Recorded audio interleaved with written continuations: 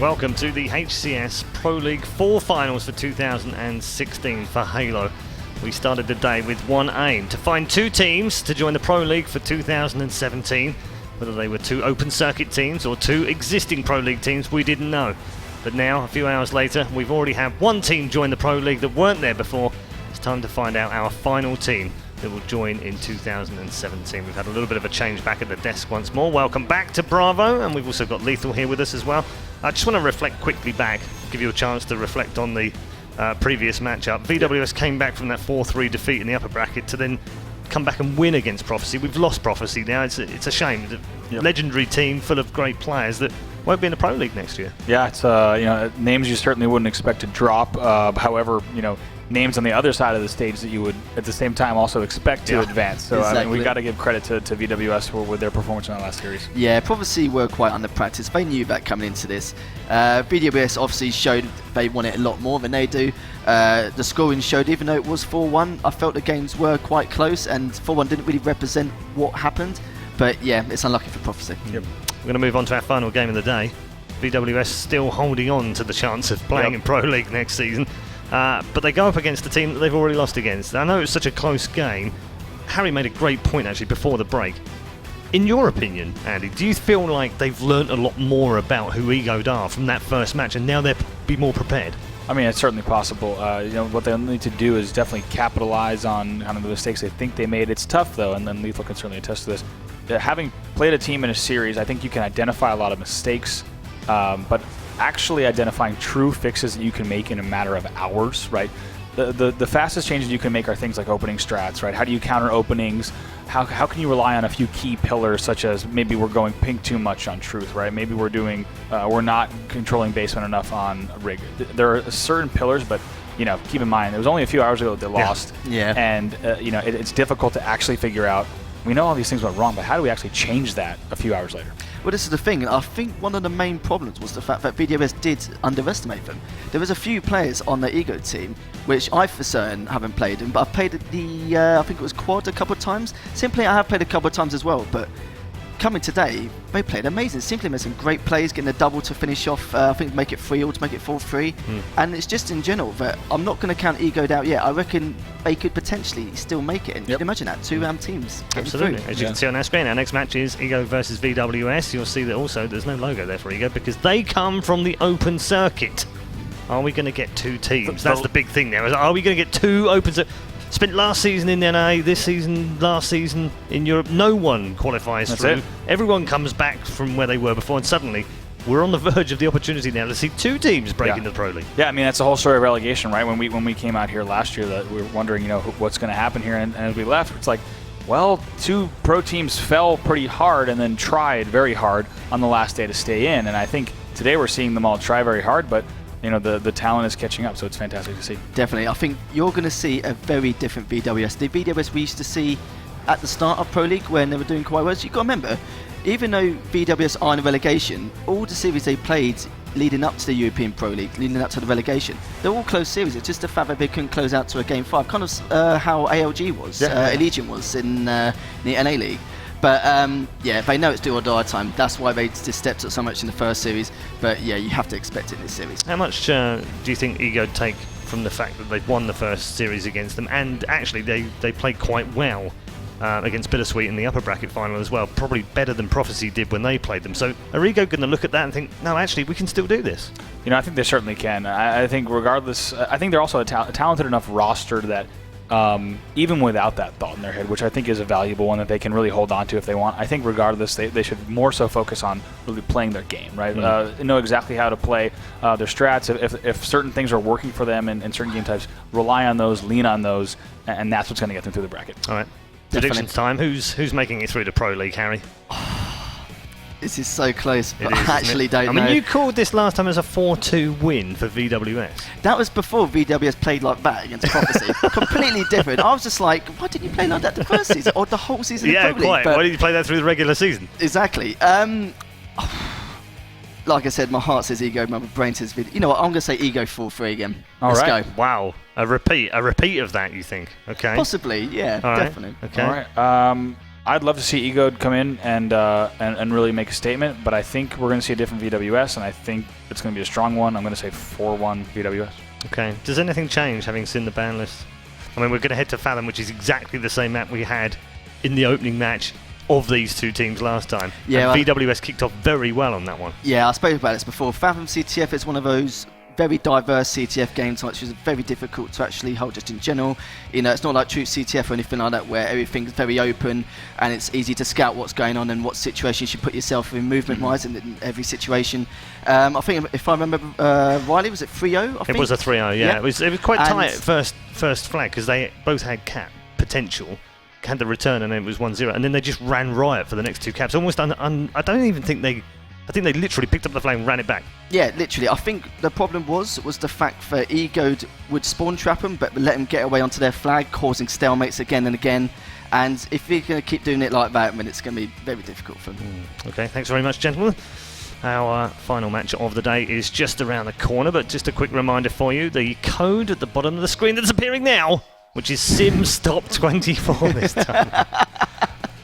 Production are playing a good game today. If they were playing for relegation, they would be in the Pro League by now with all of their codes. Head there right now, halo.gg, enter the code for your chance to get the gold rec pack. It is time, ladies and gentlemen, to find out who else joins the Pro League. Will it be the former Pro League team of VwS, or will it be a brand new one joining Bittersweet in the form of Egode? Let's find out. Let's head over to your commentary team for the final series of the day. Thanks, Red Eye. Yeah, Sims top 24. How fitting, considering I knocked him out to top 24, eh? I just want to bring that one up. That one's got a sting. Sorry, mate. I'm joined by Wonderboy. Hello. I am, of course, Dan Gaskin, as we are going to get this final game underway today. It is VwS versus Egode. It is the rematch. It came down to a Game 7 before. Is it going to be the same again? I don't know.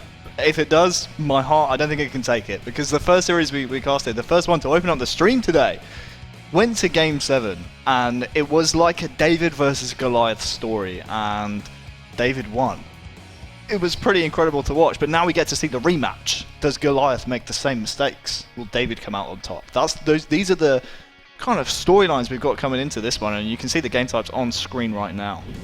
Yeah, so Fathom capture the flag to start things off, just as we did last time these matched up.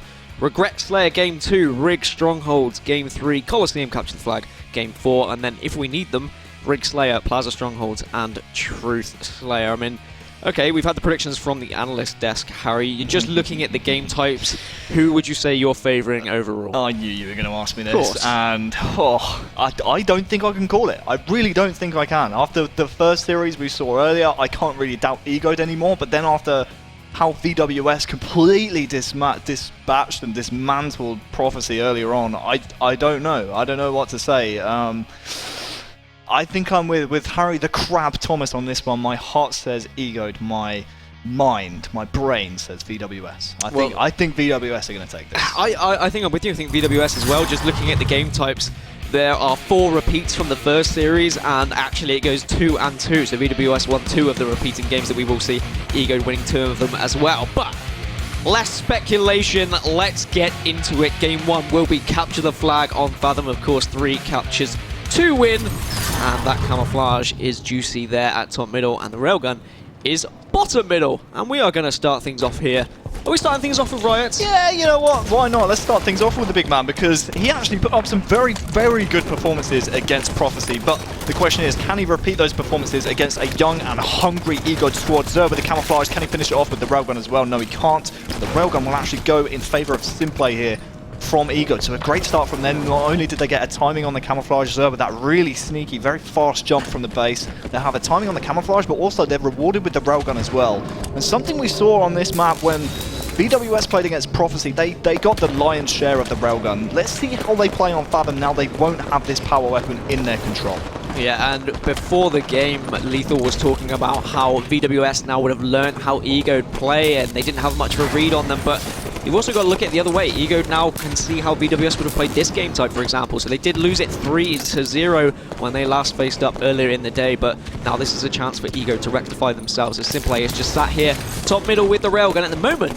No one is poking out. As I say that, here comes Lunny, but he misses the shot. Lunny will chase this kill and actually pick it up. Railgun as a reward, and the flag will be pulled as well. So Lunny is just going to support this flag run try and catch anyone off spawn, he sensed danger around the corner and his flag will be pulled, so now he'll know someone is in that base. Yeah, the problem with that flag being pulled there for VwS is the fact they had to go out in the open to return it, and that cost Lunny his life, but he'll happily sacrifice his life for the flag capture. First flag, first blood drawn from VwS, and the good thing about that is as well, despite the fact of Lunny going down with the railgun, one of his teammates actually was able to salvage that as well. So possession of the power weapon and the flag capture going in favour of VwS. They're very favourable for them going forwards. Yeah, it's like deja vu at the moment. VwS just setting the pace and Ego not able to respond. They were on the back foot the whole time. We saw this game earlier on. They were just having to respond to everything VwS did.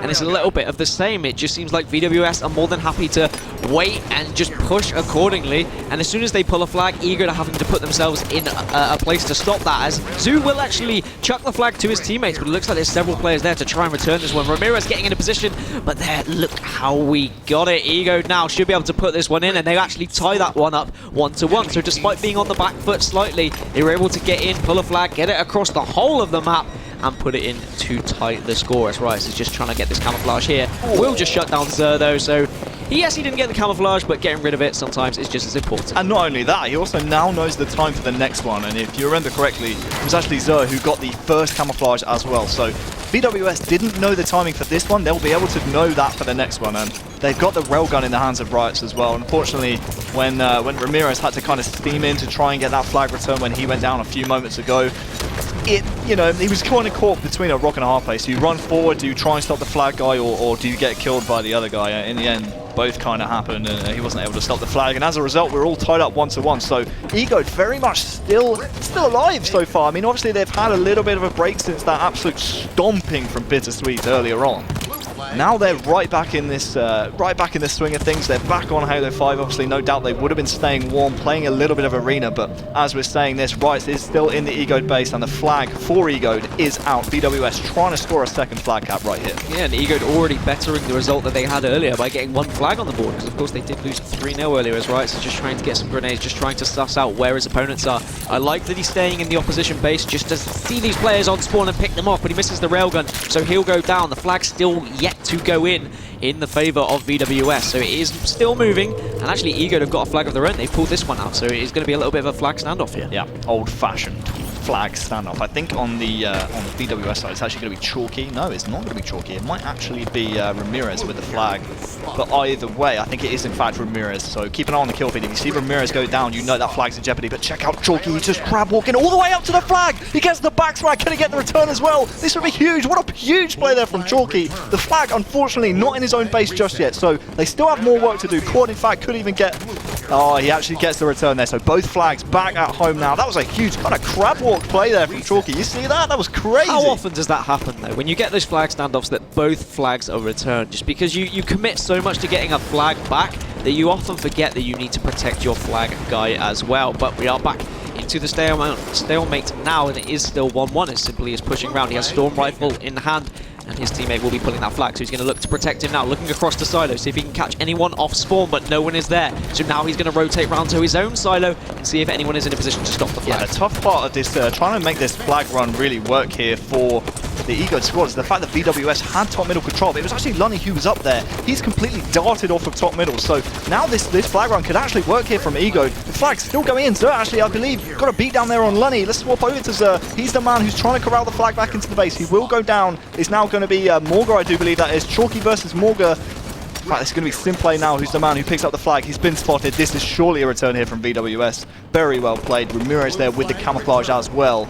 So VwS, a great kind of period of play right there. They were able to return their own flag very, very efficiently. Yeah, they were doing well to survive. They had all pushed in and they had kind of given it all. If one or two had gone down, that would have been it for Ego. But instead, they were able to dive and dodge between each other and just make sure that they were able to stay alive. And it was actually perfect for them. As you can see, both flags have been pulled once again, but perhaps prematurely by Simply, because now VwS, they've got the man advantage and they can start putting this flag in. You can see he's running it into the front of his base, but Ramirez will take down Quad, and now he can just communicate to his team and say, look, that's an easy one, put it in. 2-1 to VwS, so they gain the lead once again. Yeah, very nice rotations back there with the VwS squad. I mean, they may have relinquished a fair amount of map control just to score that flag, but look how easily Chalky's allowed to just move up to top middle right here. Zer knows that camouflage is coming up. Zer won't quite hit that jump that time round. But wow, VwS once again, they won the match earlier when these two teams played on Fallon 3-0. It's currently 2-1, and the Railgun is now up, the Camouflage coming up very soon, so you got to think, if VwS can get both of these, they are in a very good position to go 3-1, but at the same time, Ego, they have to contest both of them. It's going to be Quad there in bottom middle, trying to stay alive. Chalky doing great damage, but what Chalky needs to realize right now is he's exposed. I think he realizes that. He's going to move into the porch and now take a little bit of cover in the Ego base. Yeah, and at the moment, VwS have just had so much top mid control. Ego haven't been able to respond to it, and I was going to say VwS have been very careful about when they're pulling the flag, but this one is slightly premature from Chalky. It's been quite willy-nilly from Ego, but he does have support from his team, so they are going to relay this one across the map, and several members of Ego are in awkward situations where they can't really see the flag. They're having to pop out. This is just fantastic work from Chalky. Look at how much he's stalling players. He's putting damage down and stalling players in front of Ego's base, but that flag will be returned in the end, and Zur is already in a position to run this one. I don't think the Slays are coming fresh enough, but Simplay does have that railgun, and Zur here is going to be able to super throw this flag in front of his own base. And this could be 2-2. I think we're all tied up here, Dan, and now we've got a game. Next capture wins. Yeah, all of that on no shields as well. Not one single shot came out of VwS to stop him. So already, Ego are bettering earlier's result. They are now tying this one up. Can they actually take this game? That would be detrimental to VwS's spirits, as we're on board with Quad top mid, laying down some pistol fire, but he is going to back out of that fight, but he will find a Riot just caught with his pants down over the other side of top mid, and now grenades will go in to catch any spawners there. And he can actually, he actually hits his teammate. Such a shame. If Simply was able to survive, they maybe have been able to push in and grab a flag, but instead, Quad is just holding his ground top middle here, just making sure that he can communicate with his teammates and let them know where VwS is spawning. Yeah, I think it was actually his teammate. His teammate definitely died to a splinter grenade, but you're right, that nade from Quad. Maybe the player would have survived through that splinter grenade if the damage hadn't been done already by Quad, but either way, 4 minutes left on the clock. You've got to think that railgun coming up in 10 seconds and the camouflage coming up. That's going to throw spanners in the works of both teams. Let's see how they both gravitate around the two power weapons. The railgun coming up in 2 seconds. Wouldn't be surprised to see Quad here try and drop off of top middle. In fact, it's going to be Morgor, I do believe, man in a position to try and pick up the railgun. And yes, he's decided not to get the railgun. Has his teammate got it? I'm not too sure. Let's swap it to Simply. It's in fact Simplay who got to the railgun first. Sorry, Morgor, it's not your time to shine just yet, because Simplay has the railgun and he is hitting shots. And he's had to retreat into his base, so despite the fact they've got the power weapon, VwS have managed to force him back into a disgusting, kind of an ugly situation where now he's just got his back against the wall. He needs to survive because this railgun could be really important. If he can pick one or maybe two off, that's when they can push up and gain map controllers. We actually saw Riot had fallen off the map there, so unfortunately he lost his footing somewhere along the lines, and Simply still here, stuck in the map. Camouflage is up. You saw it as he looked towards top mid, so he'll be communicating that with his teammates. Does hit the railgun shot, really important onto Chalky. He now needs to look towards trying to stop this flag, and that's 2 members now of VwS down. So expect Ego to push on, get into the base, and pull a flag of their own. Yeah, I like this movement here from Simply. Something VwS do a lot is they try and relay flags, even when they don't have the numbers. If they get a single kill and they're in a position to pull the flag, they always do it, and they try and relay that flag across the board. We saw there, it was actually Lunny and Chalky pushed into the base. Chalky got taken down, but Lunny still had that flag halfway across the map. Simply, I like the idea. He was going to try and push into the VwS base, but obviously he was met with a little bit of resistance here, and in the end he will go down to the grenade. But great idea there out of Simply, and I think that's really how you counter VwS's playstyle. They love to relay the flag across the map, and to be honest with you, sometimes there is a bit of a glaring weakness there if they try and overextend flags, which in that case may have been the case. 2 minutes and 25 seconds left on the clock, and if it is still 2-2, we will go into overtime. But at the moment, both teams will not want that to happen. You want to finish this nice and early. You don't want to get to overtime, because that's when the pressure starts to kick in. That's when the mistakes start to happen, as Morg is being challenged top mid here. He needs to survive. He needs to just wait for his shields to get back up before he does anything too extreme. He does actually lay down shots on Chalky, takes him down, looks across to Silo. There are a couple of players here, and he is going to be taken down from top mid. See, this is what we were talking about. VwS have that flag relayed to their own silo, and instead of continuing the run, they realized they didn't have top middle control, so decided to just lay that off to a teammate and grab top middle control for their own. The flag, I do believe, is in a current standoff situation. So with 2-2, 1:45 on the clock, plus overtime, which no doubt will be needed, this flag standoff could be for all the marbles here in game number 1. Okay, Harry, so they're in a standoff, so it's slowing down a little bit. Let's put you back in that situation. Let's roll back a couple of years when you were a player. I mean, what would you be... You mean like 10 years? Yeah, okay, we're going quite far back, but what would you be saying to your team in this kind of situation? Would you just be calming them down, or would you be... Don't worry, lads, Wonder Boy's got this. to say that you three stay with the flag, I'll sneak round. I think a lot of it at this point in time, your captains have to say, look, the camouflage is going to play a massive, massive part.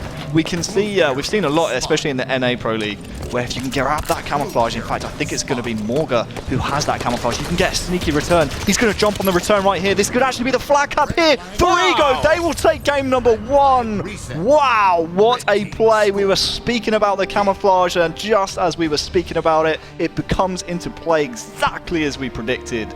Ego, wow, they win game number 1. What a huge performance from Simplay, top Slayer in the game, 26 kills, 21 and 2 caps out of quad as well. On the VwS side, we have Chalky with 25, so good slaying output from him, but once again, Riot's down there with just the 11 kills. And that's another objective game in the bag for Ego, and we saw VwS win it 3-0 earlier, but this just might be detrimental to their momentum. Considering they won it so comfortably last time, this is when the arguments start to happen. This is when the heads start to drop. And unfortunately for VwS, despite the fact they had a lot of control throughout the game, when it came to those flag standoff moments, Ego were just able to get, like you said, get control of that camouflage. They were able to go for those clutch plays. This was fantastic from Chalky. These kind of moments is what makes or break a game, but unfortunately for VwS, Ego were just always in that position to get camouflage. Yeah, they really were. But if you're a VwS fan, don't worry. They did drop game number 1 against Prophecy, and then they did come back to win the next 4 games. So not too worried about Prophecy so far, but great start out of Ego. You'd have to say game 1 was way more important for Ego than it was for VwS. Obviously, VwS, the players on that roster, they've been here before, they've been in countless tournaments, they've been, they've been through the ropes.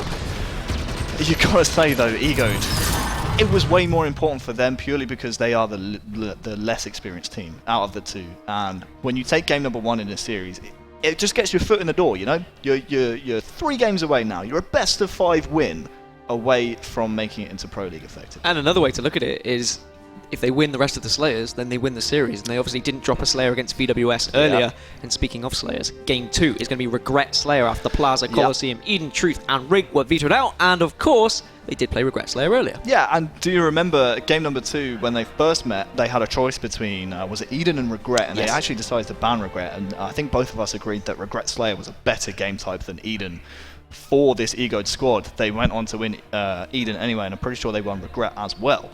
So both game types pretty good for Egoed in the end, and they get it here in game number 2. So that's going to spell good things here for Egoed. If they can go 2 up in this series, all of a sudden they're a best of 3 away from making it into the Pro League. Think about that, 2 open circuit teams in the Pro League. That would be incredible, and what a way to finish today if that is going to happen. But I think you put the nail on the head.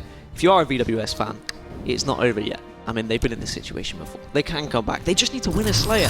If they win a Slayer, then they're back into this. Exactly. It's easy, right? Yeah, it's that easy. That's all you need to do. But that's not all you need to do, Dan. Regret Slayer is a fickle fiend. That overshield at bottom middle plays such a massive part. You can see the scatter show on your screen as well. That can do some absolutely devastating work when it comes to kills. But the early game, the very start of this game is going to be absolutely pivotal. Ramirez, we know he likes going for that plasma caster, but everyone just getting an angle on that overshield, because if you know the timing for the overshield, well, obviously if you come out with it out of the other side, that's absolutely huge for your team. I think it's actually Lunny in the end who may have grabbed it. He's got the full overshield first time around. Not only is he going to know the timing of that, he can now do some supreme damage with this if he uses it correctly.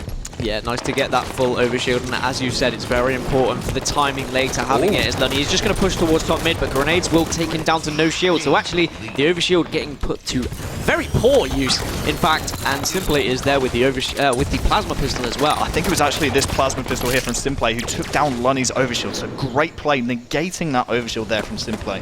Gotta give him some love for that. And we also have Cord here who has the plasma caster in his back pocket, so he could really put some slays down with this.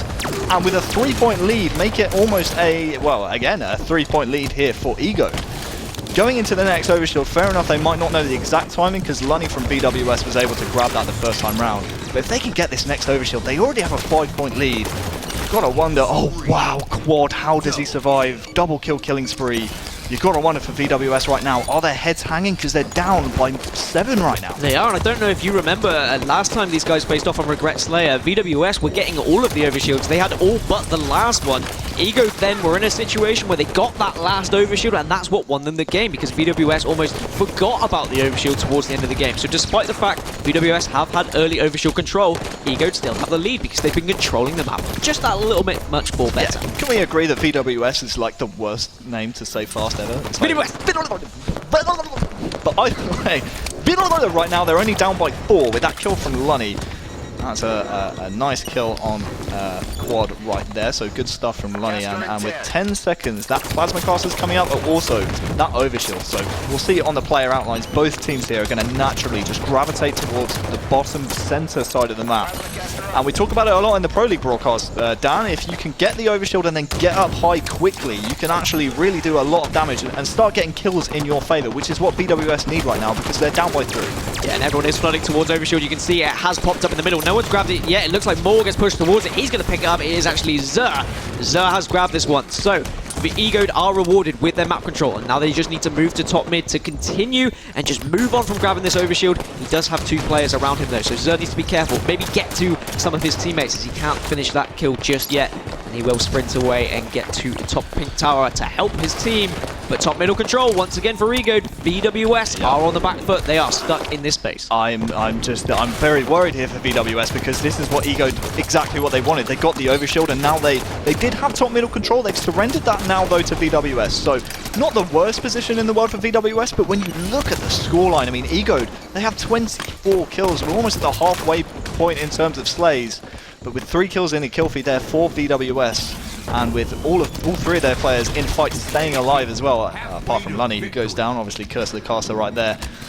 They are down by 6 right now on VwS, and Ego, I think everyone kind of expected Ego to but like they expected Ego to slip off by this point, but no, they've absolutely risen to the occasion, and Zer with 2 kills, make it 3 with a triple. Lovely stuff from Zer, he's turning up. And I tell you what, the rest of Egoed have turned up as well. They're up by 8 here in game number 2. They're not joking, Dan. The Open Circuit team is not joking. They're not. Ego have their hands around the metaphorical neck of VwS, and they are squeezing it tightly at the moment. VwS have been very guilty of pushing 1 by 1 on the likes of Truth Slayer, on the likes of Regret Slayer. They need to make sure they are together as one, so they aren't getting taken out and aren't giving away easy kills to Ego. As Zer somehow managing to survive. He is avoiding grenades left, right, and center. Now has gained his shield and moves up to top mid, gets the kill. Can he outBR Ramirez here? No, he can't. Ramirez pistol shot is too steady for him to reply to as we move on board with Quad, and just taking a look at some of the kills here. 11 kills actually at the top of the board for Ego. Sim play, absolutely star play. He had a great game 1. Ramirez will answer back Quad, and the overshield's coming up soon as well. So we'll swap over to Ramirez. Like we say, the teams naturally gravitate towards this bottom of the map, but because Zer was able to grab that thing last, it's going to be Egoed who know the exact time, but I think it was actually Chalky there from Egoed who were able to grab the overshield. So you can see Chalky helping out Ramirez right there. That's going to be great for them because now they have the overshield, they have the scatter shot, they're only down by 4. This certainly is not out of the realms of possibility here for the VwS squad. They're only down by 3 now, and with Chalky with that overshield, we've seen a few misplays in the past. I think he's learnt from his mistakes with the overshield, and he is just going to town at the moment, but he is still down by 3. I do like how he went back to his team as soon as he got that overshield. He didn't push in on his own and get a little bit too excited with it, as he's just laying down shots across top mid. Zer does escape, but it looks like one of his teammates might be able to pick him up. There we go. Zer finally goes down as Chalky looks across to help. Lovely. And there's the double as Quad goes down as well. He digs a grave for him, and now they can move on and try and pincer these players in the base. They would have seen them on the radar, so they're definitely going to know they are spawning there, but it looks like there might actually be a little bit of a split spawn.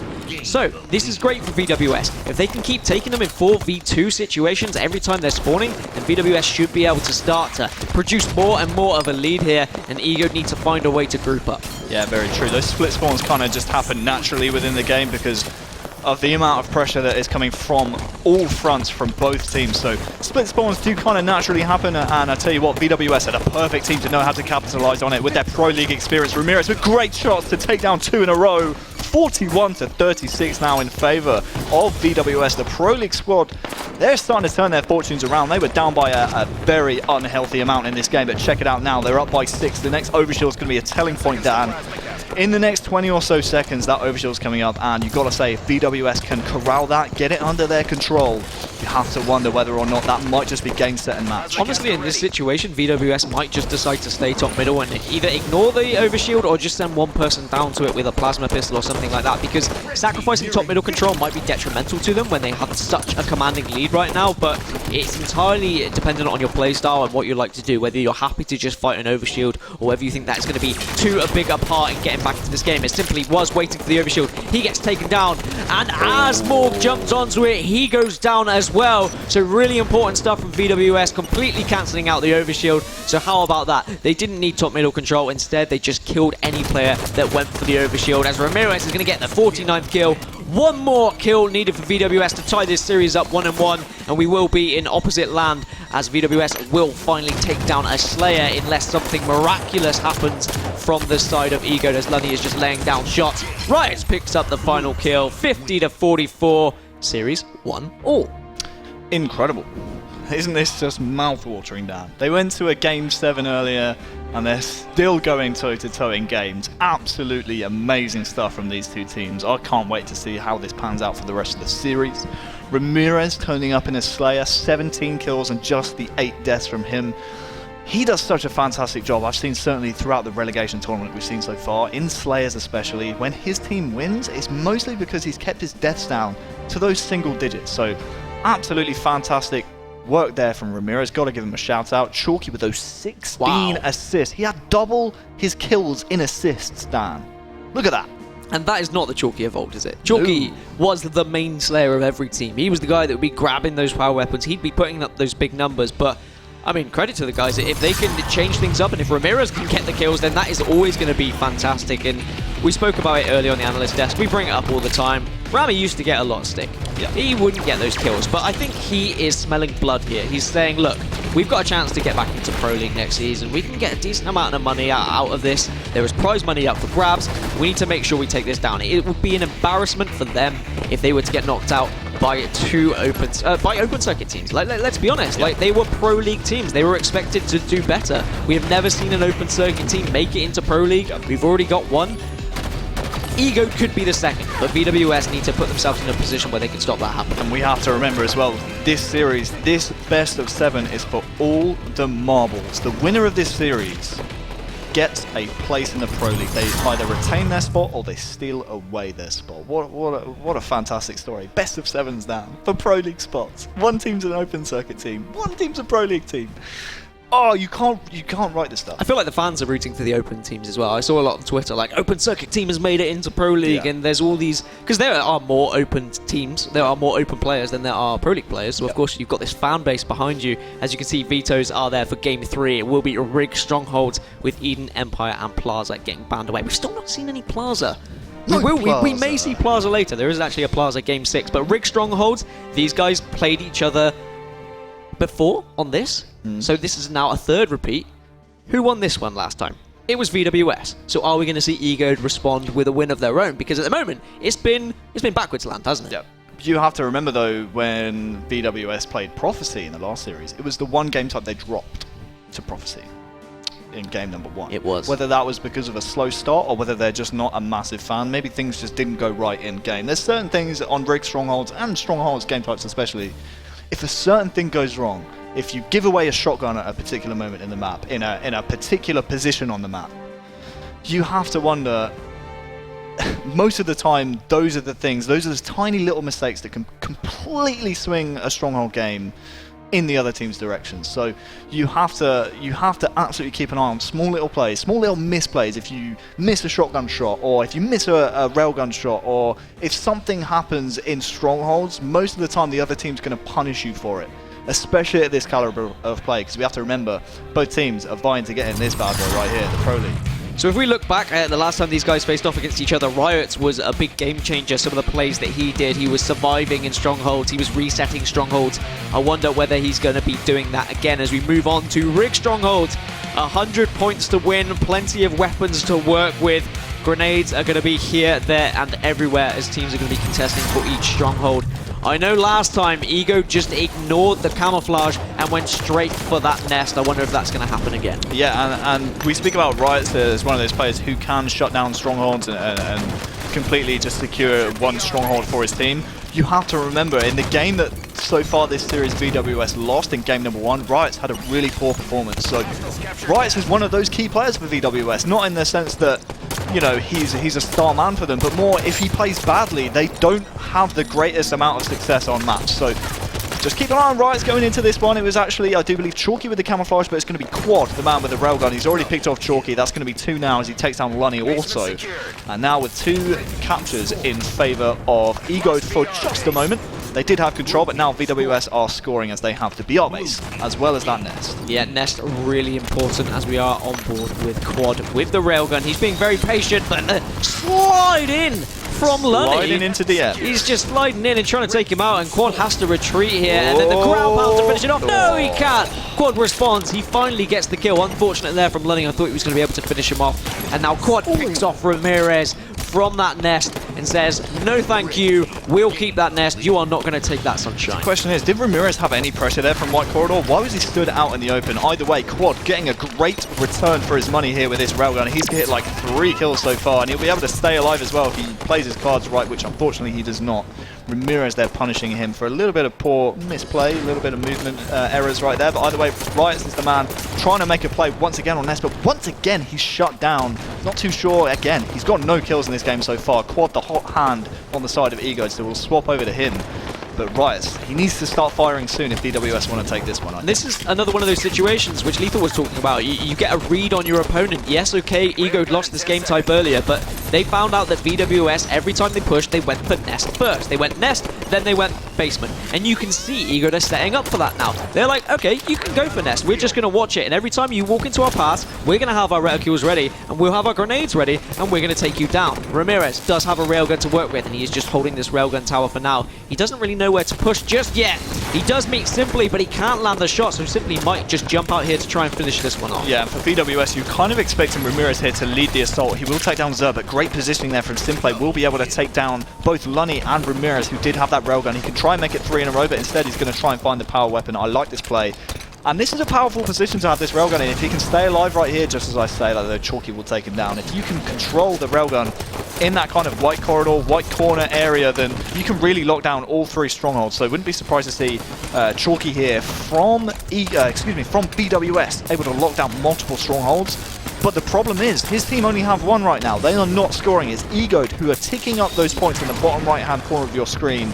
Chalky and Ramirez chiming in with kills there for VwS is going to allow the likes of Riot to try and assault the basement, but Riot will have help. He will take down Zer with that shotgun, and back now both the nest and the basement going and ticking in favour of VwS. All of a sudden, triple cap, and if Chalky can stop the assault there on the BR base, this could be an extended period of play. The reset comes in on BR base as well. All of a sudden, you fancy VwS to come back in this game. Yeah, it took a while, but VwS eventually got a really nice split push onto basement and nest and take both of them just because of some important kills from Chalky with the railgun there. Riot does have the shotgun, and he's going to be lurking, looking for some kills. The shotgun does so much damage.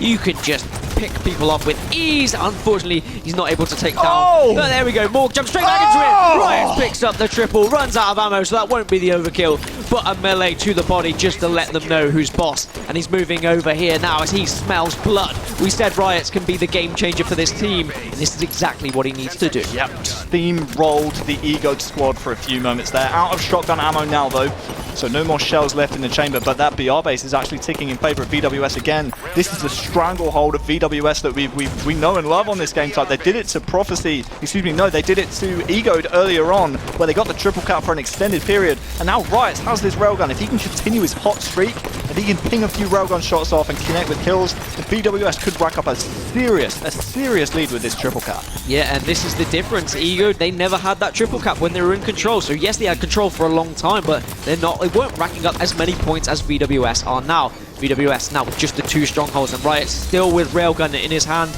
and he can just move around to Carbine here, just help them keep this basement because they don't want to lose. Actually, they don't have basement, so they are taking it now. You can see in the bottom right-hand corner of your screen, they are starting to take this basement. Morga. There will be the reset, as actually Nest is now taken by Ego, so Ego back in control, and Riot is just caught in the middle of nowhere, but thankfully Chalky was there to help him I wonder if he thinks Camouflage is coming up soon. There it is. Morg's got it. He's got a shotgun in his back pocket as well, but needs to be careful throwing these grenades because he's giving away his placement on the map. Oh, no! Unfortunately, Riot's they're just out of range from Morga's shotgun right there, and that could actually be a telling point going forwards because now Lunny, if he wins this fight, he perfect serve for the nest capture. That's a huge clutch kill there from Lunny.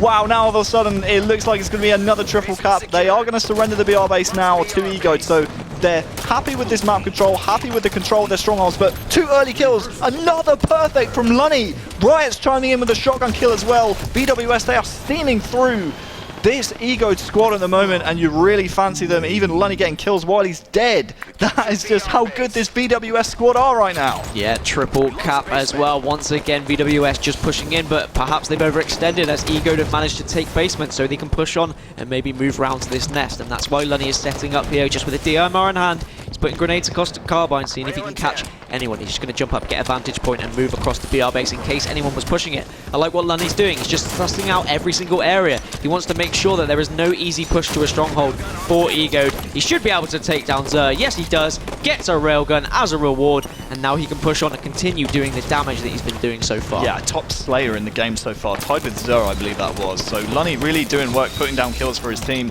We saw 2 perfects back-to-back from him earlier, so I wanted to stay with him through the death screen, and this man's an absolute demon with this weapon. You can see the Ego spawners, the only 2 alive here are Quad and Simplay. Quad goes down to the hands of Lunny. Can he make it 2 in a row? No, he can't quite make it happen, but this is going to be yet another triple cap. Pretty much all thanks to Lunny right here, shutting down the Ego spawners, spawning at BR base, and all of a sudden, VwS right now, they're looking so good for their money. Yeah, I think this is going to be all she wrote for Ego in this game. Their spawns are so stagnated at the moment that they're having to push one by one because time is running out. Lunny gets another railgun kill, finds a shotgun as well, and with just 7 points needed, unless Ego can do something phenomenal and play absolutely flawlessly, this should be 2-1 to VwS as Lunny is just raining down more shots with the DMR. Nest is currently being taken by his team as well to get that triple cap once again. That is game. That is going to be 2-1 now to VwS, and they will actually win Rig Strongholds once again like they did in the previous series when they faced off against each other. 2-1 to Pro League. 15 kills out of both Riot and Lunny, and that's the kind of game, the kind of performance I want to see out of Riot. He didn't have the best of game 1. He had a decent game last game, and obviously they were able to pull that one out, but Riot's with 15 kills, tied up there with Lunny. We saw a lot of Lunny's point of view in that game. Good to see Riot's hanging out there with Lunny, because Lunny was doing some great work for his team. Not really too much to note here on the Ego side. They will find themselves 2-1 down in the series. Oh, isn't this one just shaping up to be another classic? But Ego have been in this situation before. They went 2-1 down last time they played. They went 3-1 down last time they played, and then they came back and won it 4-3. And I think one thing we've got to mention as well is obviously they have now swapped. Ego are the red team rather than the blue team, and that can make a big difference with spawns on certain maps. I thought that Ego were going to take this one, and then I was really going to be like, okay, so they have won each of the other map that they won the last time, and maybe spawns make a big difference, as we are just seeing the triple kill that Riot's got with a shotgun. I mean, some people will say, oh, he got a triple kill with a shotgun, but the fact he was able to stay alive on no shields was phenomenal, and this was a really important kill. That actually could have swung the game if Lunny were to die there and they were able to stop him from capturing Nest, but VwS just proving too strong. Their slaying power was really good throughout that game, and they just kind of were playing, they were toying with Ego throughout that game, I felt. Every time they had control, they went for the triple cap, and they just buried them into the ground. Really liking what I'm seeing out of VwS. See, this is the type of VwS that can turn up when they really want it.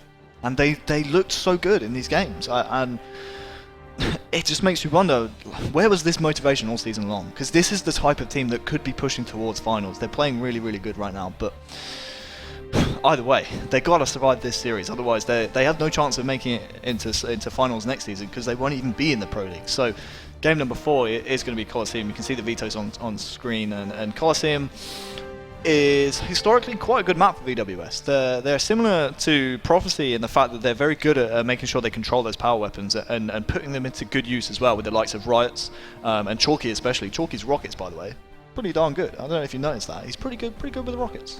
One thing I want to point out is last time we saw Ego play on Coliseum Capture the Flag, Zer had a good time. He got that sniper rifle, he pushed, he got aggressive, he helped his team pull the flag time and time again, And I don't know if that was against Bittersweet when he was doing that, but he was doing some disgusting things, and the opposition just couldn't respond to what he was doing. So if he can get into that mentality and that playstyle once again, then VwS might struggle. But you've got to look at the VwS squad as well. They have a few players that can snipe themselves. So it's going to be, for me, who can get that sniper control. Not just the weapon, but obviously that side of the map as well, because it can be extremely important for when you are running the flag that way. The question is, do Egode have it in them? Can they find it within their souls to come back once again in this series? Because they were down 3-1 earlier, they came back and won 4-3 with an eventual rage quit from VwS. Do they have the energy? Can they muster it out of themselves to come back once again in this series? They find themselves 2-1 down at the moment. Colosseum capture the flag is going to be vital for them, because coming back from 3-1 down twice in one day in a best of 7 is so tough to do. It's those pressure situations as well, and about having the experience to deal with it. I mean, yes, okay, they came back earlier, but there was nothing really on the line. That was just dropping to losers bracket for VwS. However, now VwS are in a situation where they want to push on. They know what's on the line. If they lose, they're out. They are not going to want that to happen whatsoever. So you're right. Do Egode have the stamina? We know that VwS have been in several tournaments. They, of course, have the stamina. Yep. They've played at LAN events where you've had to wait around for 7-8 hours before you're playing another game. Borrow other people's headsets. They borrowed mine, by the way. And wires. Taking off people's wires and stuff just like that. Just delaying open tournaments because they don't bring their own equipment. You know, we're not salty about it. Of course not. We're a little bit salty. But they could have been at finals where all equipment is provided for you. But instead, they gave up at the end of the season. But maybe we'll see them next season if they are able to push on, as they are 2-1 up in this series. Can we give a massive shout out, by the way, to the codes? You know, the rec pack codes. Yes. I really like the little names. Well, Tashi came up to me and was like, "Hey, what shall I put the rec pack code at?" He was like, "I feel like we should take a dig at Sims." I was like, "Yeah, say top 24 Sims, and that will really get him going." But I want to just say to Sim, he's not feeling very well. We were going to have a TriCast for this last game, because obviously TriCast is a beautiful thing. I thought it was meant to be a surprise.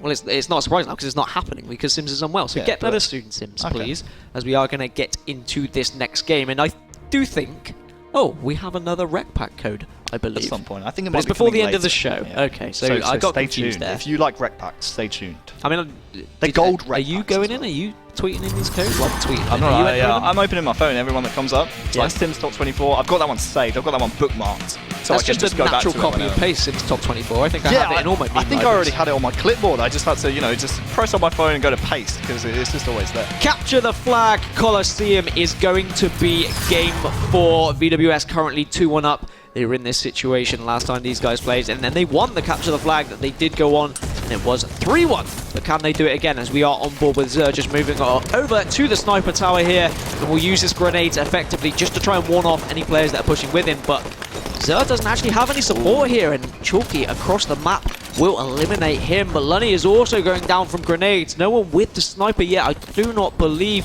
I think a member of Egode may have just picked it up on the corner of my screen, as Morg has got a little bit overzealous. He doesn't want to push too much here, as we will move across to Simplay, who does have a sniper, and his team are running this flag. Yeah, I think a bit of a miscommunication there, because Quad got a kill and wanted to run the flag. 2 kills out of Zer will help this flag move a little bit further, but Lunny does have the flag himself, so VwS, they have a little bit of time now, because Lunny's bought essentially time for his spawners to come up by pulling that flag. The beatdown there won't connect there for Simplay. He will go down. That gives a bit of an opportunity here for VwS. Another kill in from Ramirez. Let's swap over to him if we can. He's got 2 already. Chalky with the 3rd. And the last man alive here is going to be hiding in the cave with the flag. It's Morga. He'll go down, and surely the return will come in. 2 men on it. That'll return fast as anything. Great execution there out of VwS. And you know what? The reward, because Lunny pulled that flag, it's still out and about here in bottom middle. Yeah, VwS once again just trying to relay that flag across the map, but it is stuck in an awkward situation, and a member of Egode is there to return it. So they won't be putting that one in just yet.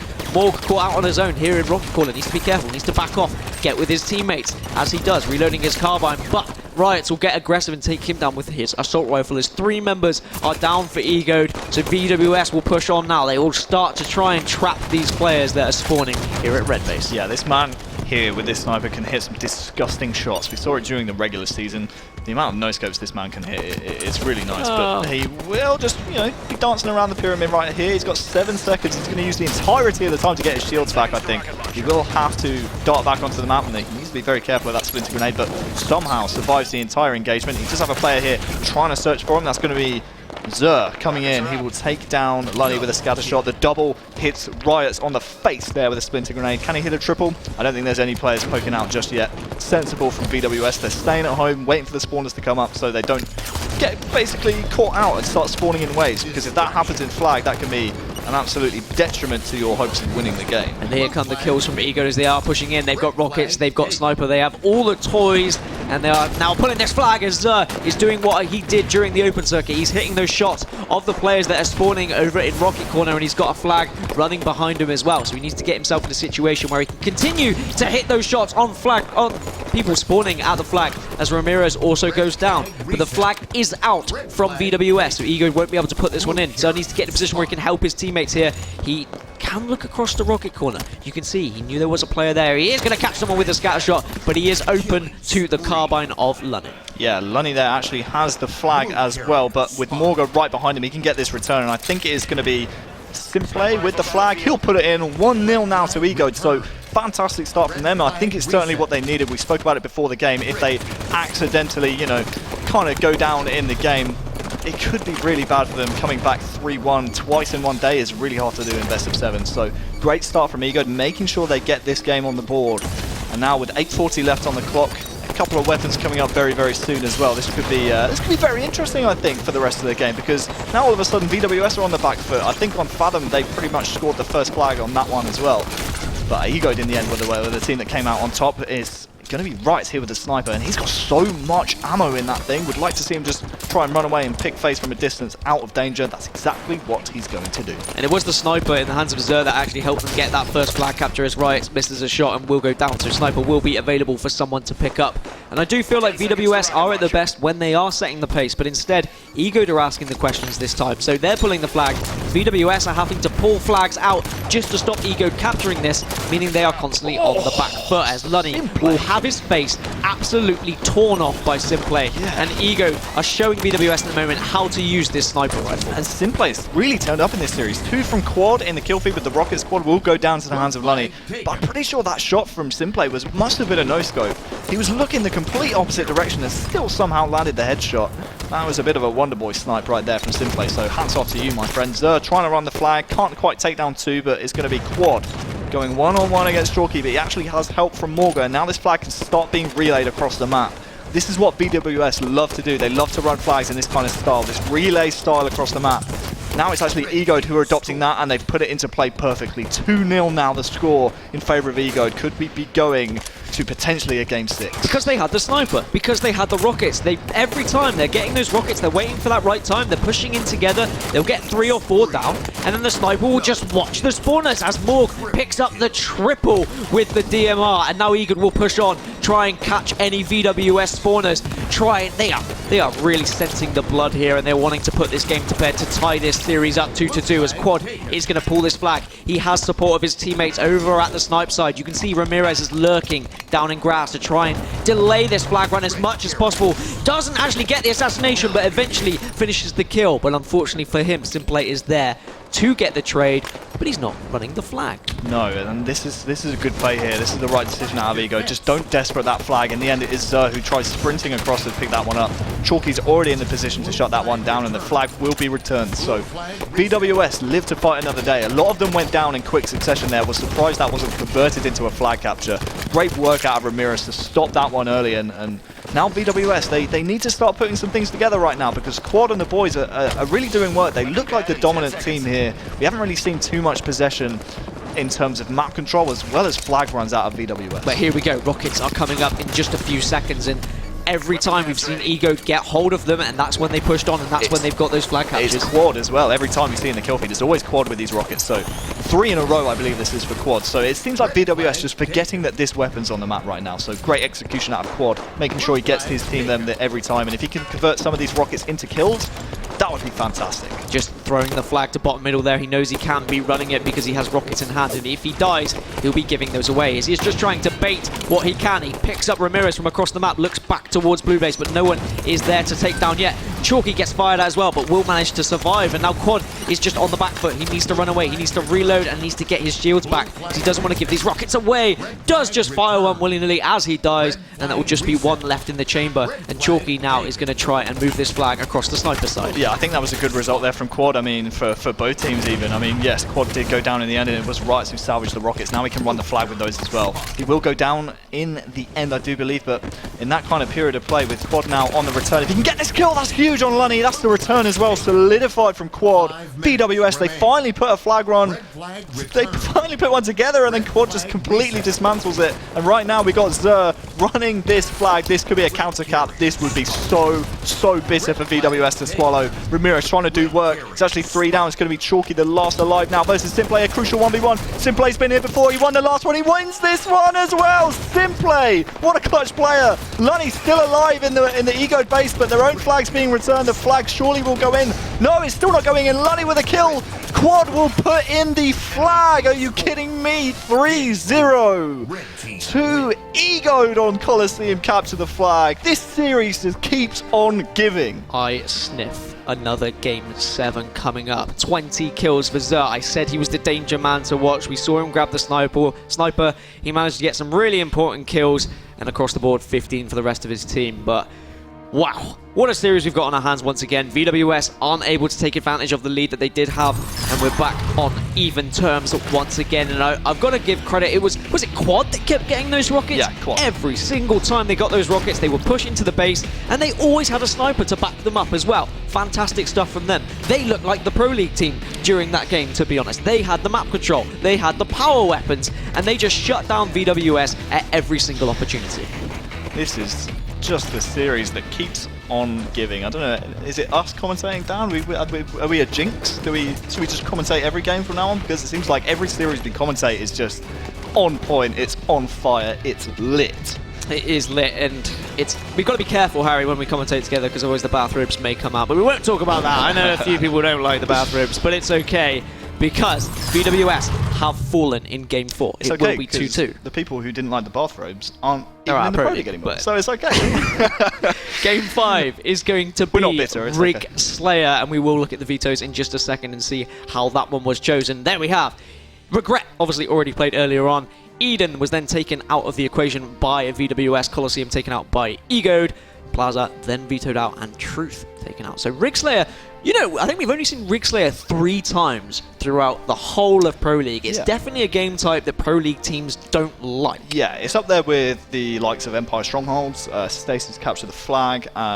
Rig Slayer, I'd say, is probably the league's least favourite Slayer. So good to see. We're seeing a little bit of Rig Slayer action here in Relegation, and it was actually, I believe, Egoed who had the choice between Truth, and we know VwS are very good at Truth, and that Rig Slayer. So clearly they're hedging their bets, and the best part about this is, Dan, the fact this series is now 2-2, it means we see Plaza for the first time. We will see Plaza. Yeah. Now I'm going to put you on the spot a little bit here, so I'll apologise in advance, but why do you think Rig Slayer just isn't played by Pro League teams? And you don't have to give me an answer if you don't know, but I feel like you're a man who can give me this answer. It's an interesting one. I think it's more of a case of the fact that the Rig Slayer is one of those Slayers that it is just naturally one of the weaker game types, right? I mean, most of the time, in terms of vetoes, it's just one of those kind of throwaway maps. It's almost like a chicken pick, almost like, you know, do we leave Rig Slayer in and hope the other team ban it or what? So I don't know. To answer your question, I'm not really too sure. Naturally, in game type rotations, there will always be a game type that just isn't favoured by most of the teams, and you can see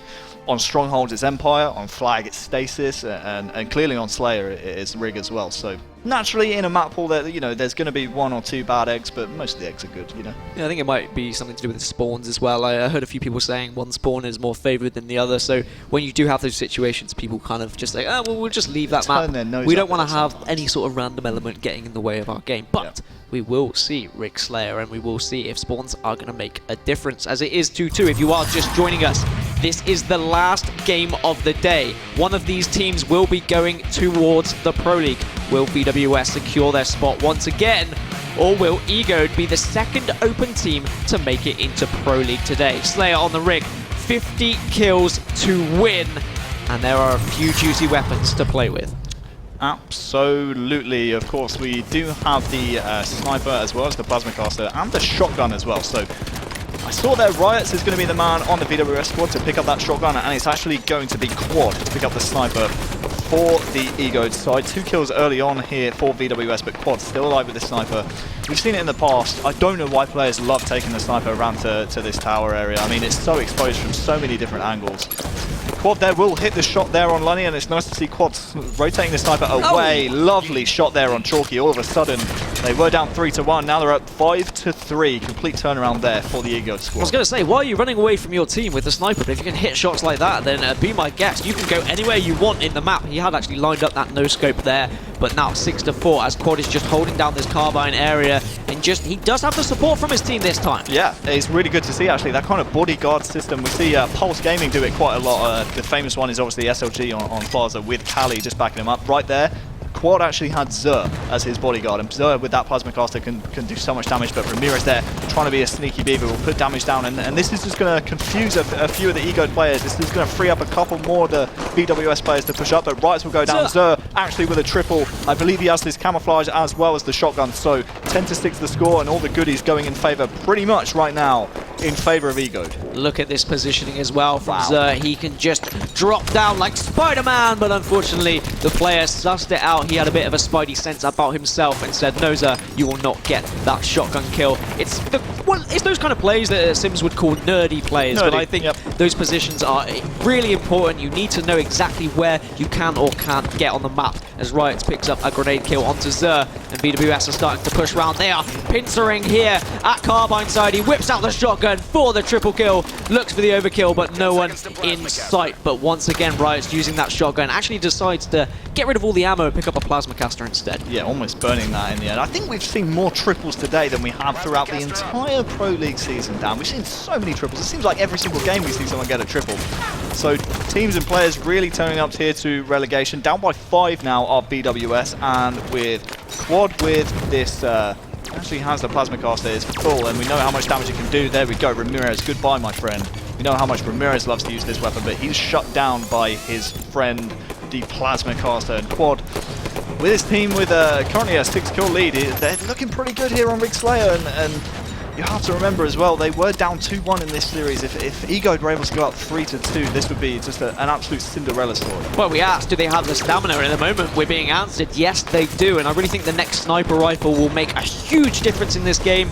If one team can get it and get into a position where they can really set up, Ramirez. that's when this game type can start to get out of control. Yeah, right now I'm seeing a few kind of, not misplays out of Ramirez, but he's steaming in a little bit too aggressively. And I'd like to see him just kind of slow his roll a little bit, because right now he's kind of hemorrhaging points for his team. So Ramirez needs to make sure he's not just rushing in willy-nilly. The sniper is up now, so watch for both teams to try and contest this one. And I love this baiting play out of Quad. Wastes the last 2 shots. Well, doesn't waste them. Will actually hit the no-scope on Ramirez. Quad, what a play, my friend. Take a bow, Quad, you absolute demon! Quad wants to get into that Pro League, so doing disgusting things with the sniper rifle. You said Ramirez has started pushing in a little bit too aggressively, so I wonder if frustration is starting to set in for VwS now, as they sense perhaps they will be exiting the Pro League as they are inching ever closer to it, as at the moment Egoed are looking very handy in this game with a 12-kill lead. And this is what I said, this sniper rifle can be so important because now Egoed can set up with the lead, and as you said earlier, those untradeable kills that you can get with those sniper rifles can be huge, but Quad does need to make sure he's in a position where he can't be flanked easily. Yeah, seems like untradeable kills with the sniper was my buzz phrase today, but to be honest with you, it is absolutely vital, and we can't stress that enough to the viewers at home as well as those here in the arena. When you do have that sniper, you essentially are just clawing points either back for your team or extending the lead for your team. Quad right here, he's pushing up a little bit more aggressively because he wants a sightline on that camouflage. You can see right there, he was just keeping it in the corner of his screen so he can see when it pops up. Chalky there is trying to be a bit of a sneaky beaver, but it's not going to work out as Quad spots him immediately. But this camouflage coming up very soon, it's going to be telling for the rest of the game. The push here is actually going to come in from VwS. Vital shot there for Quad to hit. That's going to slow down Riots for a little while, and we see actually it's going to be Simplay trying to chase Riots down, but Lunny's got Riots back. And all of a sudden, I say that, it's a 12-point game still in favour of Egoed, and they're looking very good here in Rig Slayer. The camo will go in favour of Zer, and if Zer actually can get away right here, has Lunny lost him? I think Lunny might have lost him. Zer gets away with the camouflage. Zer, you cheeky monkey, you cheeky monkey.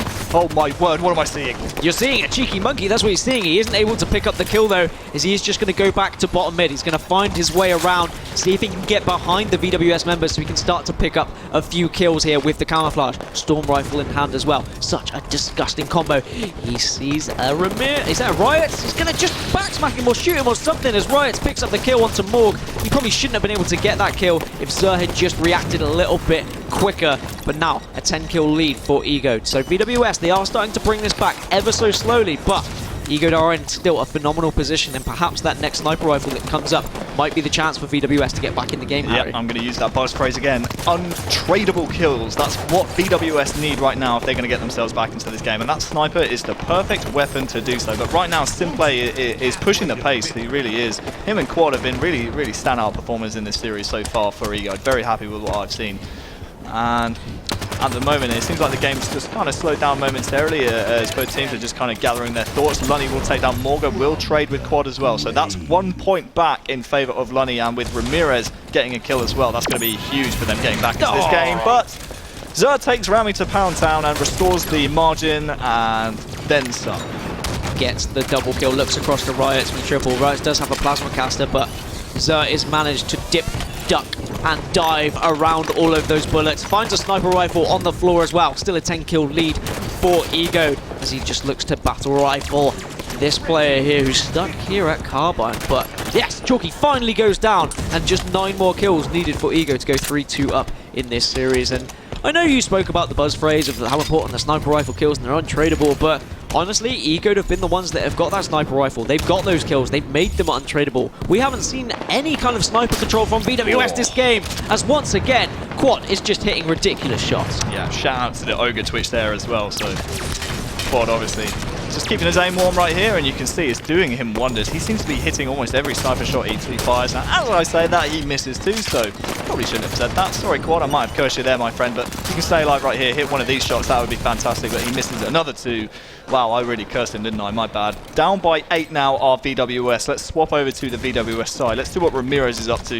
He was the man earlier on we kind of highlighted as when VwS get a little bit frustrated, this man steams in unnecessarily. Right now he's caught again out in the open with his pants around his ankles. That's another kill in favor of the lead of Ego, and that is going to be, again, a margin that VwS need to close, and Zer chiming in with a kill on Rights as well will make this lead very healthy now. And Chalky just shooting the floor there. I think he knows that the inevitable is coming. They are going to lose this map. It is very difficult for them to get back into this unless Lunny can do something extremely spectacular. This is about the most snipe control they've had in the whole game, and I haven't seen him pick up a kill yet because Ego are doing well to just avoid his sight lines. They say, look, they've got the sniper, but they can come to us. We've got 4 minutes. We can wait 4 minutes if you want, buddy. Yeah, in fairness, Lunny did actually pick up a sniper kill, but it wasn't on our screen, so I'm not going to fault you for not seeing that, but to Lunny's credit, he did get a kill with it, but that's not enough. All of a sudden, Ego'd 1 game away from Pro League. Wow. I mean, that is a statement in itself, as we will look at the statistics. Quad, 15 kills. Had some really important sniper kills throughout that game. Zer just behind him with 13. On the other side, Chalky, just 6 kills, -8. I mean, I think that says a lot about Chalky that he hasn't been able to find the practice in the last couple of weeks. I don't know if that is just down to perhaps real-life commitments or whether it is just losing the passion for the game, but if they are able to get back into this series, I really feel like these guys can find that passion once again if they do stay in Pro League, but at the moment they're staring down what I like to say, a rusty barrel. Yes, a very rusty barrel indeed, but we have to obviously give VwS a little bit of slack. Maybe that was one of their, first bans in the Pro League perhaps, maybe they wanted to try and test it out against open circuit teams. Clearly not working out for them, so maybe they, are not as practiced, maybe not as well drilled on Rig Slayer as they should have been, but either way, man, I can't believe it. Ego'd 1 game away. This shot right here, just disgusting. Ego. Right in the visor. 1 game away from making it 2 open circuit teams in the Pro. All the slow-mos are coming out for these replays, which is just fantastic. Quad there hitting an incredible shot. 1 game away now, Ego from making the Pro League as we go into Game 6. And we're finally going to see some Plaza today. Yay! For the first time ever. which is there's a round of applause. I think Red Eye's a really massive fan of excited. Plaza, and Obviously, he a hasn't big got to Plaza see fan. it. He didn't get to see it today. But it's weird. We saw it so much. I spoke to this about Sims. I said throughout Pro League we saw so much Plaza, as you can see down There it here. is. The vetoes are there. Eden was taken away, so was Empire leaving Plaza. We saw it all the time. Plaza Strongholds, pretty much every series throughout Pro League. But I don't know if it's maybe the open circuit teams that are just like, man, we don't really like Plaza or not. But this is an interesting one. I mean, who would you favour, VwS or Ego going into Plaza Strongholds? I think Ego. I think this could be it, you know. I think this is the they moment? could make it. What we've seen Ego do in the past is they will let a player like Quad. Players like Quad, if he can get the light rifle and post up behind the VwS side as they're pushing out of yard. We saw it in the open circuit last weekend. He was able to rack up like 22, 23 kills on this game type with very minimal deaths as well.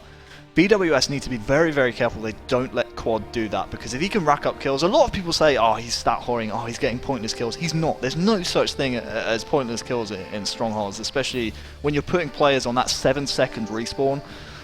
There's no such thing as pointless kills. So as long as Quad can stay alive, do damage with the light rifle as he usually does on this game type, it could be all she wrote for VwS. It's really going to come down to who gets control first. Who's able to block the opposition into that yard? Because VwS, when they do have control, that's when they're at their best. When they're breaking setups, they do struggle a little bit, but Ego as well struggle to break setups. So, excuse me, I really think it's going to come down to who gets that early control. Yeah, very interesting point. We've spoke about the the meta changes all season long in the Pro League, and Ego to one of the open circuit teams, one of the very few open circuit teams, along with Bittersweet, who obviously now are a Pro League team, who are established in the meta. They know how the meta works on this game type. A lot of open circuit teams are still on the old meta of like, oh, okay, we get the nest, we get the bottom middle, we trap them in the yard. No, that's not what happens anymore. Right now, Ego know that they need to go for that triple cap and really get that vice grip under control, because when you get that total control and you have players on spawn and you have, you know, players spawning over at blue, and you have players spawning over in yard as well, all of a sudden they have to make a decision. Do we push out, or do we try and get yard back and stem the bleeding? Like, Ego are a team that are very, very well established in doing that. So it's what we saw happen on Rig Strongholds as well, right? Yeah. As soon as Ego had control, they were just more than happy to have those two. They weren't going for that triple cap, but then when we reversed it, like Blazing Squad would, we had VwS just constantly pushing for that triple cap. They would not let Ego breathe, and that really made the difference. That's why VwS were able to win that game type. So hopefully Ego have learnt something from Rig Strongholds, and they can move into Plaza Strongholds and say, look, we do need to be going for that total control if we are going to be able to take it. We do need to be putting pressure on VwS. Don't give them time to think, because that's when VwS are at their best, when they've got that time to just think methodically about their play. You've got such experienced players. If you just take that away, if you just get in their face, you get aggressive and don't give them time to think, then you can be on a level playing field with them. I just love the Blazing Squad reference. If there's any American viewers right now, would they know who Blazing Squad is? Probably not, right? I don't know, but you did, so that's all that matters to me. Is that Blazing Squad? It was, yeah. Crossroads? Yeah, look at me go. I know music. You know your boy bands. Either way, Strongholds on Plaza. First time we're seeing Plaza today. And it could be the last time we see Halo 5 action today. If Ego take this, they would be the second open circuit team to make it into the European Pro League. This is a must-win for VwS. If they don't, that's it. They are relegated out of the Pro League. I really think the start of this game is going to set a precedent for the rest of it, as we will be starting it off with who better than Zer trying to find his way into Pro League. He didn't manage to do it last season. He fell short during the open circuit finals, didn't even make it to relegation, but this season he wants to make a statement as he takes down Lunny, turns around. Can he get the kill on Riot as well? My word. He is diving everywhere, just staying alive in bottom mid, and he has teammates to keep him. He says, look, okay, you can die, that's fine, we've got your back. And they do get the reset and are unable to take bottom mid there. So it's going to be important who can grab this first bottom middle, as Chalky picks up a double kill, as we will move across to him as bottom mid goes in the favour of VwS. Yeah, you know what's very interesting? Out of that starting strat from VwS, no one, and I mean no one, went for that yard. And you can see right now, as a result, it's going to be Simplay and his teammate behind him. I think that might be Morga. No, in fact, it is Quad who is in the yard. So they're able to get yard, and they did have the nest as well, but that nest is converted in favour of VwS. So now it's actually VwS who kind of have a bit of a foothold in this game. If they can slay out some of the Ego players and start flanking around into the yard, push that triple cap, then things could go perfectly. Right now, that's not the case. It's Ego that are slaying out, and they're pushing towards this nest, and wouldn't be surprised afterwards to see them try and get that bottom middle as well. How did Ego get out so easily? They were all in yard, and VwS just... It's like they didn't have time to set up. So good stuff from Ego, from just taking the decision to get out nice and quickly, not wait for too many people to spawn. They were happy to push out as a 3 when one was still down, and now they'll be rewarded by getting nest. Unless a member of VwS can get here quickly, Simplay should have it. Yeah, this is such a great read from Simplay as well. As soon as he killed Ramirez with a grenade, he had enough information from his team to know the rest of the players alive were nowhere near him, so he could capture that single-handedly. Great new combo there on Chalky. If he could take down another one as well, that's a single-handed reset there from Simplay. This boy just keeps on delivering, and I'll tell you what, he's turning into a man as well before our eyes pretty much. Ramirez will go down. Quad has to try and contest a couple of the VwS players here who are trying to push the nest, and if well, they're trying to secure the nest actually, and if Quad could stay alive right there, it could have meant great things for his team. But keep an eye on top middle right now, as in within a couple of seconds that overshield's going to be coming up as well. So see if VwS are alert enough to remember that overshield's coming up, and they need to make sure they secure it. We spoke a lot about Xur before. Excuse me, the camouflage. But yeah, the camouflage, yes, of course. We spoke a lot about Xur before this relegation, but actually, like you say, Simply, Quad, Morg, they've all been doing disgusting stuff as well. They have been earning their spot in Pro League. Not only are you seeing them turn from boys to men, like you say, but they are also turning possibly from open players to Pro League players. I think that is the important thing, as Morg is here trying to take bottom mid. He's got support from his team, does take down that player over at White Car, and now they are putting points on the board, and he will look across the cafe, see if he can catch any players off spawn here. Yeah, absolutely, and it's going to be a bit of a weird situation. They have the yard, they have bottom middle, but they're nowhere near the yard, and at the moment I think it is going to be Quad to try and trap these players here, stop them getting top gold, and that's that. Splinter Grenade is going to be perfect to do that, and make sure they don't push out by the U-bend, and if they are able to slay a couple of the VwS players here, we're going to see Ego swarm that yard and push for that triple cap, because the rest of the players, here we go, there's 2 down for VwS, so the push into yard is going to come in very soon. Quad here is going to pick up the shotgun, and surely he'll push into yard right now. There we go, a little bit late. I'd like to see him push in a little bit sooner, but seems like they have a read on the spawns right here. They know they're going to be coming from the blue area. I'll tell you what, this could be a triple cap here for Ego. Quad here, Quad can't take down Chalky. He does in the end though, and it looks like VwS in fact are going for bottom middle instead. What is going on right now, VwS? Total control for Ego. They're dying in the kill feed. Quad is in yard with a shotgun. This triple cap is safe for a long old time. Yeah, and I'm surprised Quad is still here, but he knows that players are going to be spawning in cafe and coming back towards this yard, so he is just staying. He's waiting, he's lurking, but at the moment VwS aren't playing into this. They have perhaps read this just as he turns away. How typical is that? How often does that happen? Timing. Ramirez is there to shut him down. He will get the shotgun, but so much points are being put on the board by Ego whilst they had that triple cap, and still VwS are trapped in cafe. They're trapped in yard. I said one of these teams had to take control. Who's going to be able to do it? And at the moment, Ego are just setting up so much better. VwS are taking far too much time to get out of these spawn traps. Yeah, absolutely, and it is actually VwS who are currently scoring for a little while, but Chalky's doing his best to try and capture bottom middle. It's going to be him and Lunny combining to take down Morga, as well as that bottom middle stronghold. So with Nest and bottom middle in favor of VwS right now, is going to be Lunny and the crew, who now have the opportunity to get the triple cap themselves. And here we go. Lunny, before his team even have a kill, he's going to be pushing this yard. He needs to be careful though. There are going to be players pushing him sooner rather than later. If he can get 2 here, this would be huge. Can't quite get 1 in the end. And that's going to be the reset, and all of a sudden now it's Ego who are back scoring. Yeah, really important they were able to get that kill, as the perfect kill comes out from Quad, and now you can see they're trying to get this bottom middle as well. Yeah, this is what we were talking about though. If Quad can just post up in that kind of area and get kills for his team, it's going to be huge. Total control for a moment there for Quad. He even takes down Lunny as well. Just let Quad off his leash and make sure he gets kills on the board. Yeah, kills on the board indeed, as we will move over to Morg, seeing what he can do. Just going to push round to lift here.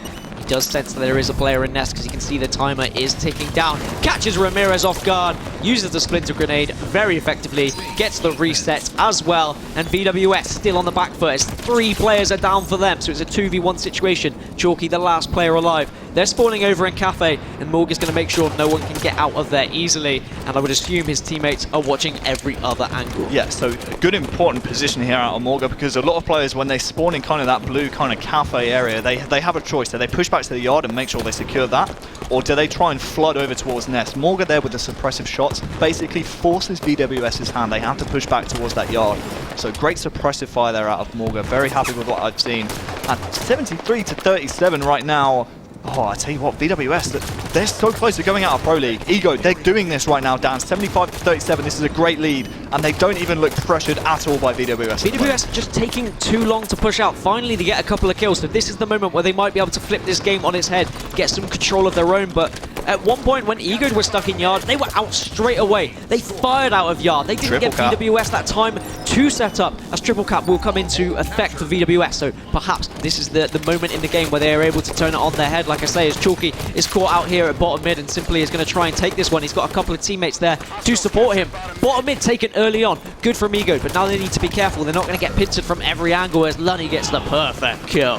Yeah, huge, absolutely huge. How many times have we seen Lunny grab perfect kills, and he's going to grab the camouflage as a result. This is perfect. They now have the triple cap. If they can push back to the yard sooner rather than later, they could be in a great position, but will they read the spawns here out of Ego? They've not spawned anywhere near the yard. In fact, they're going to push the nest instead. Lunny's read this perfectly, but Zerdo with the camo eyes, they'll basically suppress him for a little while, and wouldn't be surprised to see Nest here actually go in favor of Ego. Lunny's going to do what he can, but no damage put down on either of those players. So the triple cap stopped for a little while, but it is still VwS scoring right here, so they've put together a very nice comeback right here. 64 to 79 right now. Lunny doing work here with the camouflage, and oh my word, this could go right down to the wire. Lunny somehow still alive as well. Finally taken down. Now Ego will push on and try and get this bottom mid. They need something, bottom mid or yard. They just need to start putting some points on the board once again, as VwS are slowly catching up. Ramirez is going to make his way over to Nest and look across the Cafe as he knows there are a couple of players. Well, it's one player, it's Morga, but he's going to be absolutely destroyed there by Chalky as we move across to Lunny, who's just taking this battle with Zer. Individual battles, once again, won by Lunny. Always important battles. I feel Lunny really wants this. He really wants to stay in Pro League. Yeah, he really does. He's doing what his team need him to do as well. He's trapping players in this U-bend area. He will go down to the hands of Simplay with a shotgun there, and Ramirez actually is going to be a key player as well, because if they decide to push the yard, push the nest, which they do, they get the slays in their favor though. So yes, they might surrender bottom middle here, which they almost definitely will. If they can keep the nest right here, this wouldn't be the worst scenario for VwS, but they need to absolutely 100% slay out Egoed, otherwise they could be trapped in the nest and a potential triple cap could come in. Yet another perfect for Lunny. Yeah, Lunny doing work, and VwS should have the advantage because of the spawn rates and how long it does take to spawn, but Lunny's unable to pick up kill. Finally gets it, gets the double kill, gets the reset.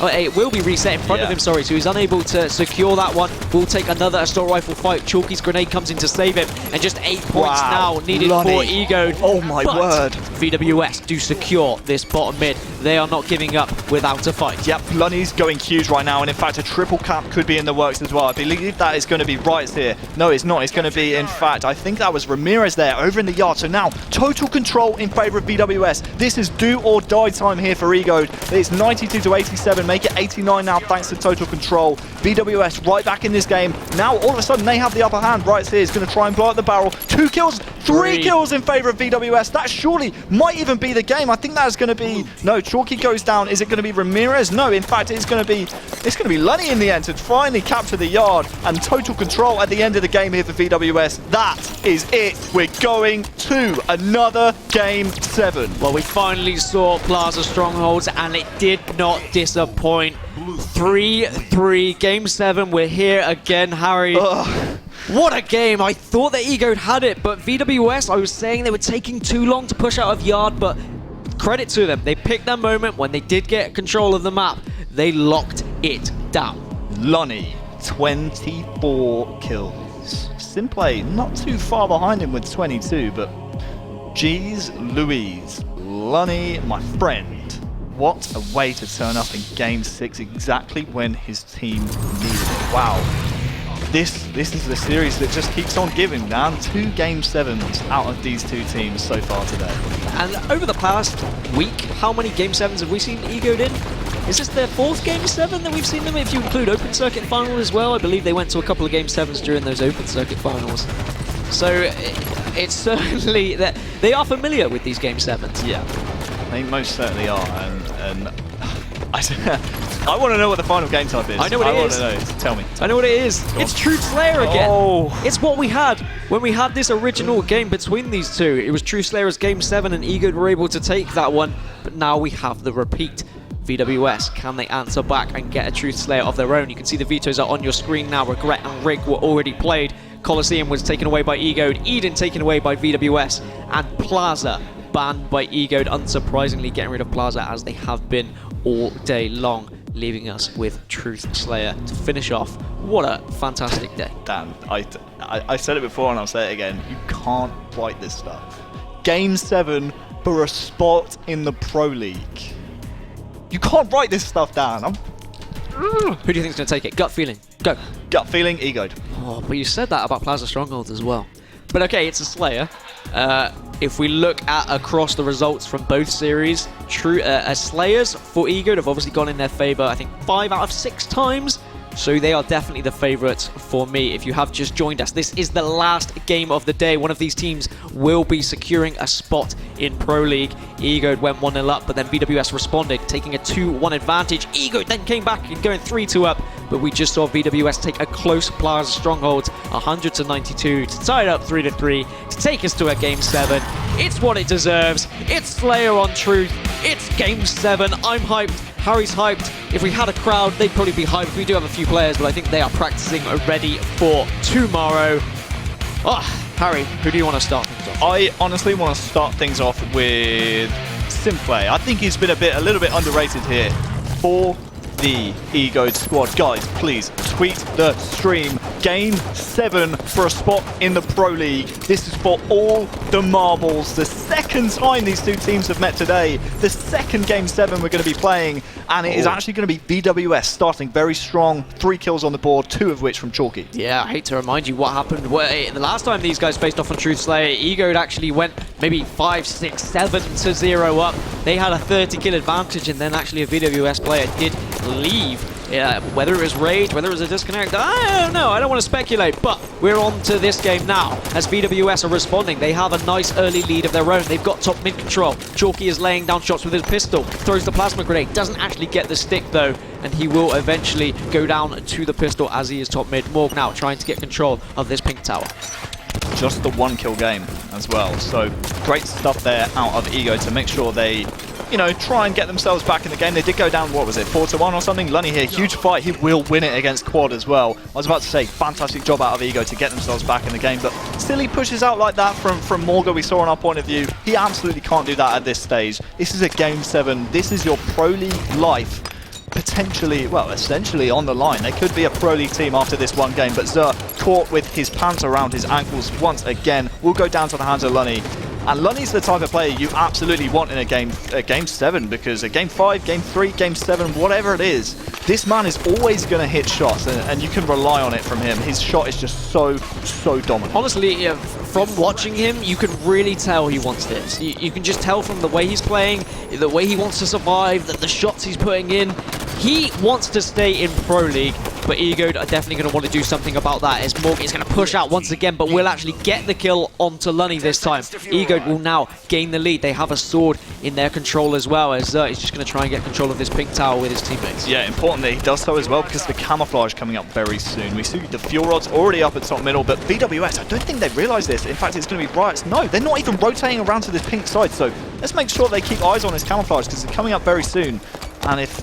they've even spawned on him. That's incredible. Simplay, that's an absolute gift. He grabs the camo. VwS have no idea. They do now. They've spotted him, but very interesting. Almost a misplay. It seems like they just completely forgot about the camouflage right there, did VwS. And as a result, Ego gifted a free power-up. Which is something I wouldn't expect. I mean, in these Game 7 situations, you can forget about power-ups because you do get nervous. You do focus too much on call-outs. I would really expect Ego to be the team that forgets about stuff, but it did look like VwS just had forgotten camouflage. Either that or they just disregarded it and said, we don't need it. But it might come to bite them in the bottom if there are some good kills from Simply. Does manage to take down Chalky, but the trade will come in from Riot. It's really important that the camouflage wasn't able to get killed, wasn't able to stay alive there, sorry.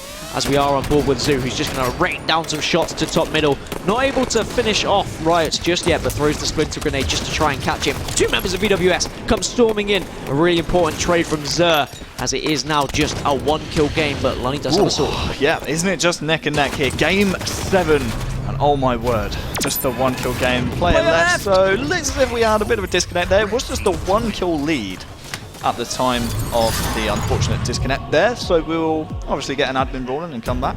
We've done so well today with no disconnects. We'd had 0. But I assume there was only a one-kill game there, so it's probably going to be a fresh restart, maybe a one-kill advantage. I think, yeah, it'll probably be one team. It's a one-kill advantage. Who was the one-kill advantage for? Can I get confirmation? It was going to be Egoed. Yeah, so red team. So Egoed have a one-kill advantage, meaning they just need 49 kills. And if they start like they started in the previous series that we saw earlier on, then this could be all she wrote for VwS. But that was better from VwS comparing to the previous series. They started a lot better. They were keeping in the mix of things. They were controlling rifles. They were controlling pink spawn. But they did forget about camouflage. They did. And I was just, seems like I timed the camouflage better than the VwS boys do. I don't know if they need. Do you guys need a coach? I mean, they're not making it to any events anytime soon. That is a big thing, though. Playing online, obviously, you can't have a coach, and you do find that some teams struggle to time those power-ups. And then when you get to events, you have an extra player. You don't have to worry about an extra player, an extra coach. You don't have to worry about it, and that really can help. I mean, if you look at a team like Pulse, I don't even know if Pulse have brought a coach. But last time, when we look at like EU regional finals for the Halo World Championships, I don't think they had a coach, because you've got players like Kali, who just has a timer in his mind, and he always knows where every power weapon is, where every power-up His mind is literally just a stopwatch of Halo weapons. I think he sleeps and he's like, oh, railguns. That's McCaster in 10. He's like saying that stuff in his head. You need those types of players, but at the moment it doesn't look like VwS do have them, as we are waiting to restart this game, as there was an unfortunate disconnect. Let's set the scene for Okay, set the scene for us. Come on, get some candles out first. So this is essentially one game, one Slayer. Best of 7. It's game 7 right here, Truth Slayer. Whoever wins this one, forget about all the rest, just forget about it, doesn't matter right now. This one right here, Truth Slayer, whoever wins this is in the Pro League for next season. VwS, they've been in the Pro League for 2 seasons. All these players are seasoned veterans. For some reason they found themselves in relegation. For whatever reason, motivation reasons, results not going their way, whatever. That doesn't matter right now, they're in this game 7. Egoed, they're the open circuit team. They've been grinding all season long. They've been looking at the scalps in the Pro League thinking, we can take them. We fancy ourselves in that Pro League.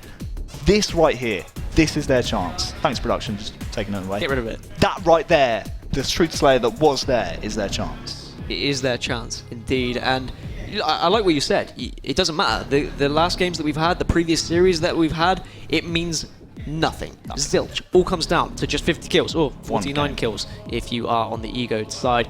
Feel free to join in the conversation using the hashtag HCS. Let us know who you think is gonna take this game. Me personally, I don't want to say I'm rooting for Egoed, because I would hate to say that I am favouring either side. Right? I would definitely not be biased, but it would be great to see a team that, like you say, has worked so hard. They have had their sights on Pro League to get there, but you have some of the greats. You have Riots, you have Ramirez, you have Chalky, you have Lunny, you have event winners, you have multiple event winners. They've been to the States, they've done disgusting things. If Americans are tuning in and they're saying, hey, is Chalky about to be eliminated from Pro League? Is he about to be relegated? Yes, he could be. If they don't win this next game, they're out. They're donezo. That's it. So what would you be saying to your... So let's put you in either side. Let's say you are the coach. Yep. You're doing your timings, so you're the coach of, let's say, VwS first. Yep. We've got the restart. Yep. What do you say to them going into this game? Don't forget that camouflage, please. Yeah. It's so important. We've seen what players can do with it in the past. It's hard enough dealing with flankers in your base with a sword. If you give that guy a camouflage, you're donezo. You can't even see the bloke and he's slicing your face off. It's, that's not good. So make sure you keep an eye on that camouflage. Make sure, just make sure you're hitting your shots, boys. Just get the camouflage and hit your shots. That's all you got to do. Just make sure you're hitting your shots, because right now, Ego don't look like they're going to miss their shots. We saw a few missed pushes, right, from Morgo when he was in Pink 2. Got a little bit overzealous. All you have to do if you're VwS, pray that someone on Ego is going to try and be a hero, because we saw that. We saw Morgo in Pink 2. I hate to call him out, but he did push out overzealously, tried to be a hero, tried to get a kill for his team, give his team a lead, and got picked off. Those kind of small mistakes, they all add up in the game. So just just wait, boys. Just be patient, be methodical, make sure you hit your shots, because the opportunity is going to arise where you're able to steam into a lead. Capitalize on their mistakes. They're the open circuit team. They're going to make them. They are indeed. If you want to get involved in our giveaways, there is a link down here, esl.pm/Halo. It says want some swag. I don't know what the swag is. Already got swag, mate. But I mean, it's obviously going to be something good because 343 are here and they It's just not give my out jacket, by amazing the way. things. No one wants your jacket. Can we get some free stuff? Hey, 343 downstairs. Give us free stuff. Please. It's Halo goodies, I've been told by production, which is always going to be I like something Halo good. I goodies. mean, if you're here to watch Halo, you presume that you like Halo and that you want some Halo goodies. I want some a Halo goodies. As we are going to get this Game 7 underway, I believe... How to blackmail 343 staff 101 by Wonderboy. We don't want to do that. That's... no. You never want to blackmail 343. I believe we're getting into the game. Yes, we are. Finally, Game 7. Ego need 49. VwS need the full wham bam thank you man 50 kills to take it. Perhaps this restart will be a favour for Ego, because if they start like they did in the previous series, then VwS sure as hell will struggle to keep up as Zer manages to get that camouflage. What did you say, Harry? You said to VwS you need to get that camo, but it looks like they just allowed it to skimp out again, but Ramirez there with the sword to clean up the pieces. Yeah, that's okay. I don't mind VwS giving away that first camouflage, because A, Zer went down, B, Rami's got the sword, C, they have a 3-point lead now. If they can maintain this lead going into the next camouflage, the next one's what I want to worry about. Chalky saw Zer picking up that camouflage, so he's going to know the timing. Ramirez here will go down, but once again, he gets the kill for it, so that's traded. That maintains the lead that VwS have. As long as Chalky remembers to tell his team that time that the camouflage is coming up and make sure VwS are on point when it comes to, wow, this sword, by the way, just spawn. Absolutely just trading back and forth between Zer and Ramirez. But as long as Chalky has communicated to his team exactly when that camouflage is coming up and VwS contest it, at least contest it, right? Because there has to be some kind of team fight when it comes to contesting that camouflage, but this is what we were talking about. That sword rifling through bases, slicing off faces, and Rami is going to town. Yeah, Ego were just stuck in blue base there, and Ramirez was able to go in like a bull in a china shop and take them down.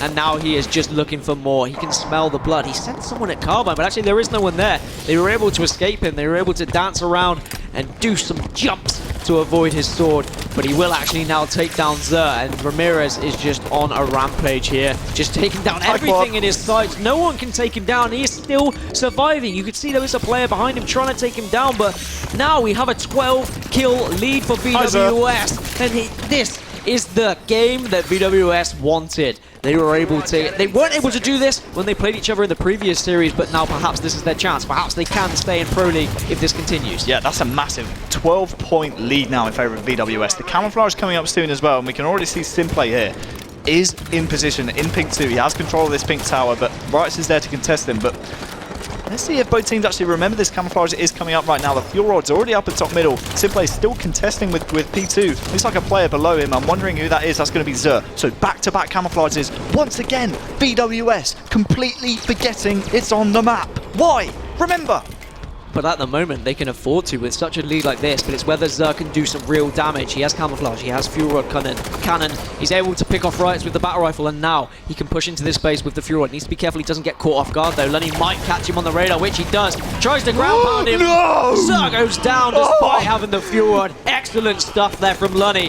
He has been doing this all series long. He is my MVP so far in this series. He really wants this. There is such a commanding lead now for VwS. I'm really struggling to see how Ego are going to find their way back into this game, Harry. What did I just witness? Lunny ground pounded someone with a fuel rod and came out with his life. That's insane. We got Rami once again slicing through faces, running through bases, getting triples. He's actually out of ammo with the sword. Gets the overkill. The overkill from Ramirez in Game 7. You can't write this stuff down. Just having that sword as well. Shame he ran out of ammo, but he will be saying to his teammates, swords out of ammo, so make sure you watch it for when that spawn happens. Riot picks up a kill on Simplay as he's now looking with his storm rifle to try and put this game to bed. 16 kill advantage. Ego really struggling, constantly getting stuck in that base. They're being pincered from every single angle, and Riot now is just cleaning house. He's saying, is anyone left in this base? No? Okay, let's all move on. But there, he finds Quad. Lunny's there to finish him off as well. I love this communication between VwS right now. Riot's putting shots in with the Storm Rifle, and then the normal rifle comes in as Riot gets the stick on Zer, and this is really spiraling out of control. Ego's hopes of Pro League are slowly fading. Yep, and at this point I don't even think VwS will be remotely bothered whatsoever by that camouflage. It looks as if Zer is just chilling in that base, maybe a bit of a controller disconnect or something. He's just kind of stood still right now. I'm not sure if Riot's actually copped for him, but oh look, looks like we got another disconnect. So we'll find out what's going on here, and we'll obviously relay it back to you. But wow. Maybe it's a rage quit. We saw it in the last game 7, but we'll get a ruling from the admins. But I mean, it was looking a bit out of control. I think even if we have a restart, how much is the advantage there that Ramirez you saw? had 17 kills with that sword. Objective player. Ramirez alone had more kills than the entirety of the Egoed squad. How many of those were with the sword? A lot. A lot. He was just slicing and dicing. He got an overkill. Everything. I'm just looking, what was the difference in score as that disconnect? It's Harry, 18. An 18 18 point so lead. yes, we will get rulings from the admin as to what is going to happen with the player disconnect. We do apologise for that. It's obviously out of our control when these things do happen. But it is, yeah, I've been told it may be internet issues, which of course does happen. It is 2016. These things 2017? happen. Is it 2016? It is 2016. FIFA always confuses me. That's the You know problem. what? Other football games are available. It's okay. Don't go full Sims on me, please. But these kind of series can make you forget what kind of year it is. Because you know, I didn't know how to do mathematics earlier. It's okay. These things happen. You forget what year it is. It's okay. You do, but yeah. And once again, you know, these disconnects do happen. Obviously, we can't control it. Don't get angry at us. it's in these situations where on a Pro League stream you'd usually have a list of things you want to reel off and you want to talk about, like questions about crisps and stuff. I don't know if we've got to that point just yet. No, I do have questions lined up in my mind. I don't know if we should. How long are we waiting here, production? Because I got some. Okay, some go on, actual, fire some at me, Wonderboy. Let's go. This one's actually quite a short one. Are you a dog man or a cat man, and why? I mean, see, this is interesting. When I was younger, I had a cat. Okay. It was called Daisy. Funny story, was actually a boy. Daisy was a boy? Well, we were told it was a girl, and then I was like, oh. And that happened. But now I have a dog. His name's Loki, and he's wonderful. He's adorable. He is I love wonderful. Loki. So I'd say now I'm more of a dog person. Okay. How about yourself? Not really too sure. I think I'm probably a cat person. When I was a kid, I had a cat called Bagpuss. He's a little ginger, fat cat. He was really cute. Good name as well, because Bagpuss was one of those TV characters, wasn't he? The pink one. Yeah, that's what he was named after. He looked a little bit like Bagpuss as well. Oh. But if you are just joining us and you're wondering why we're talking about cats Welcome to and the dogs, cat stream. it's because we're in Game 7. Well, we were in Game 7. A disconnect happened. Yeah, the second game. We're waiting for it to restart yet again. But I really think that this is too much now for Ego to get back into, because it's going to go to it should go to continuation, right? Yeah. But I suppose if you're restarting again and you saw the lead that VwS were able to get from the start. Yeah. If Ego were able to do that and come back into it. Exactly. Yeah. I mean, it is totally possible. Why is Truth Slayer so snowballing?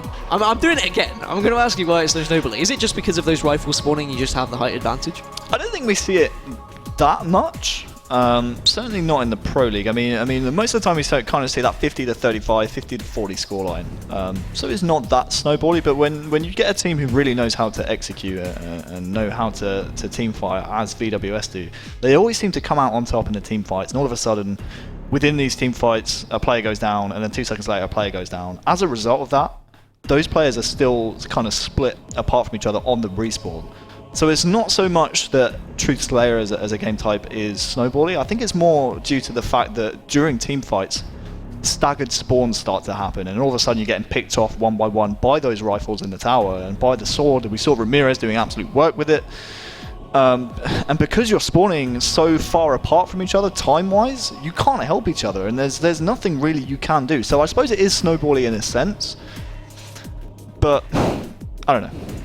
That's just my theory. Don't say I don't know. You just gave a good answer. I gave a good answer, but you know what? I don't know. Okay, I've got another question for you. Favorite Halo and why? Halo 3. Why? Don't say because you got carried by Jimbo and got top 3. I wasn't going to say that. I mean, you came 4th with me. Like, that wasn't actual. That was good. Yeah, that was on Halo 4 though. We don't talk about Halo 4. Why not? Halo 4 was when I was at my, well, I don't know if I was at my prime. I did get top 3 at Halo 3 as well, so maybe we should both talk about Halo 3. Halo 3, I think, is our game. I really It's think our so. jam. I got third, top 3. That's my claim to fame. Oh, we have some tweets. Thanks, production. Why is Wonderboy Halo the only one not wearing a tie? Disappointed. Let me answer winky this face. threefold. 1, so I can pop my collar, it looks swag. 2, Harry the Crab Thomas isn't wearing a tie either. 3, neither is Red Eye. And Red Eye's like the king of broadcasting. So, answer to Red Eye, not me. Are they going to be wearing ties tomorrow? I'm going to be wearing a tie. I'll be wearing a tie tomorrow, take it but off? the honest answer, the real answer is because this shirt, the neck size is actually a little bit too small. Oh, It's happening. here we go. Is this Okay. against Twitch rules and regulations right now? I don't know. I'm not Are stripping. you I'm keeping just the getting rid of my top tie. button up as well? Do you want me to just... Yeah, pop it. Okay, there we go. Pop it. There you go. One thing I was going to say How do you is, feel now about your tweets? Yeah. Thanks, man. You always got Alright, my I've back. got your back. You always got my back. We've been here throughout the whole of Pro League. Yep. We are stalling as much as we can while we wait for this Game 7, so why not take your tie off? Why not relax? The real kick answer back? why I'm not wearing a tie is because this shirt is actually a neck size too small, and if I do my top button up, I might suffocate. That's not good while you're casting. I'm getting an update in my ear. Oh. Ego are going to require 50 kills. VwS are only going to require 29. So we're going to be restarting once again. So essentially, on the restart, what you need to think about is Ego need to stake VwS for a place in the Pro League. True. Yeah, this is a big thing. But, I mean, they did that in the last series, right? Well, they would have They would have. potentially Yeah, done they that would have if before the the rage quit quit. didn't come out. We'll just run down the previous games for you guys. Ego did take Fathom capture the flag 3-2. VwS responded with a 50-44 on Regret Slayer and 100-53 on the Rig Strongholds. Then Colosseum captured the flag, went 3-0 in favour of Ego. They also won Rig Slayer 50-37, and we thought perhaps that was going to be it. Ego were going to push on to the Pro League, but no. VwS responded with 100-92 on Plaza Strongholds, the only Plaza game we've seen all day, and it was a spicy one, and that's where we are now. We are at Truth Slayer. We've had a couple of restarts because of a couple of internet issues, but we will get this one started as soon as possible for you guys. But Harry, come on, give me some more random questions. I mean, I'm not going to give you a random question, Dan. I was going to say just how just positively intriguing this matchup is. Positively intriguing. Just hear me out here. Okay. How often is it we see a Game 7? in Pro League, I mean, very Almost rarely. never. Well, never in Pro League because we don't have best of sevens. But Oh, yeah, well, we do at finals. But very rarely do we see best of sevens. How often do we see two teams go up against each other and go to 2 Game 7s? Very rarely. Very rarely, because Lightning very rarely strikes twice. Usually one team would have made an adjustment. This matchup is so fascinating because it's back-to-back Game 7s. That's just, I don't know, it's blowing my mind because I've, in all my years of Halo, I've never experienced this kind of thing. Is this just a formality now for VwS? The fact they only need 29 kills, is it going to get to a point where we're going to get disconnected and eventually it will just be a game of they need to get 2 kills and win? Or? Maybe, I mean, that could happen, but I think at the same time the disconnect almost favours, I mean, it's horrible to talk about, but it almost favours Ego because they were hemorrhaging kills, and that would, like I said, it was snowballing. We had Ramirez hitting overkills. He had 17 kills and 4 deaths by that point. He didn't have any sign of stopping whatsoever. Now with the restart, it gives them an objective, right? It gives them a goal. They know all they need to do, Dan, is they just need to stake them. I mean, obviously easier said than done, but that's their objective right now. We have another tweet. Winter Gaming says, Zur is pronounced Zoo, by the way. You'll have to remember it if they make it top 8 at Nangaskin, if they make it to Pro League. Actually, I was told by Harry Thomas, one of his ex-teammates, that it is Zur. So I'm being feeded misinformation by somebody from here. From what I've heard, right, and I've asked Zoo this himself. I don't know why I'm calling him Zur today, by the way. Well, I mean, I always said Zoo last week. On his stream, he goes, "Welcome to the Zoo." Zoo. So I originally called him Zoo in the Open Circuit Finals, but then Harry Thomas said, "No, it's Zur." So come on, someone give me some. Right, I think you someone's clarity? actually asked him himself, and he said, "I don't even know how you pronounce it." We had It's this situation just actually what it is." in another finals, in Hearthstone finals, where a player just didn't know how his name was pronounced, and I was like, "How do you get to that situation?" Like, I know Gaskin is Gaskin. I'm not going to say it's Garskin. Wonder Boy's not Wonder Boy. Wonder Boy. I'm going to call you Wonder Boy from that. It's not Slinky, that's for sure. It's not. No, it's not. Has Red Eye called you Slinky yet? Yes. He did call you Slinky. Yeah, we're no longer speaking. Oh, it's okay. I mean, I saw a little chortle come across the room from Red Eye as they do watch us uncomfortably stall as we We're wait not for this stalling. game. It's just like 2 old teammates having a chat, you know. This is a good point. Me and Harry used to be teammates. I've teamed with the greats. I've teamed with players like Buck20. I've teamed with players like Riots, but I've also teamed with players like Wonderboy, which, I mean, there was a bar and then it got lower. Sorry, mate. But I've also teamed with AZ. What placing did you get with Buck20? Third. No, you didn't. Yeah, we did. You got 4th, didn't you? I don't know. Can't remember. It was I'm gonna 4th. say third. It was 4th. What placing did you get with me? 4th. But with Riots, I got 3rd. Yeah. I got carried by someone, basically. And I managed to get top 3. Good news stream. Zoo, whatever his name is back online. Yes! So the game's going to be starting soon. We apologise and we appreciate your patience. We do. We can't help these things.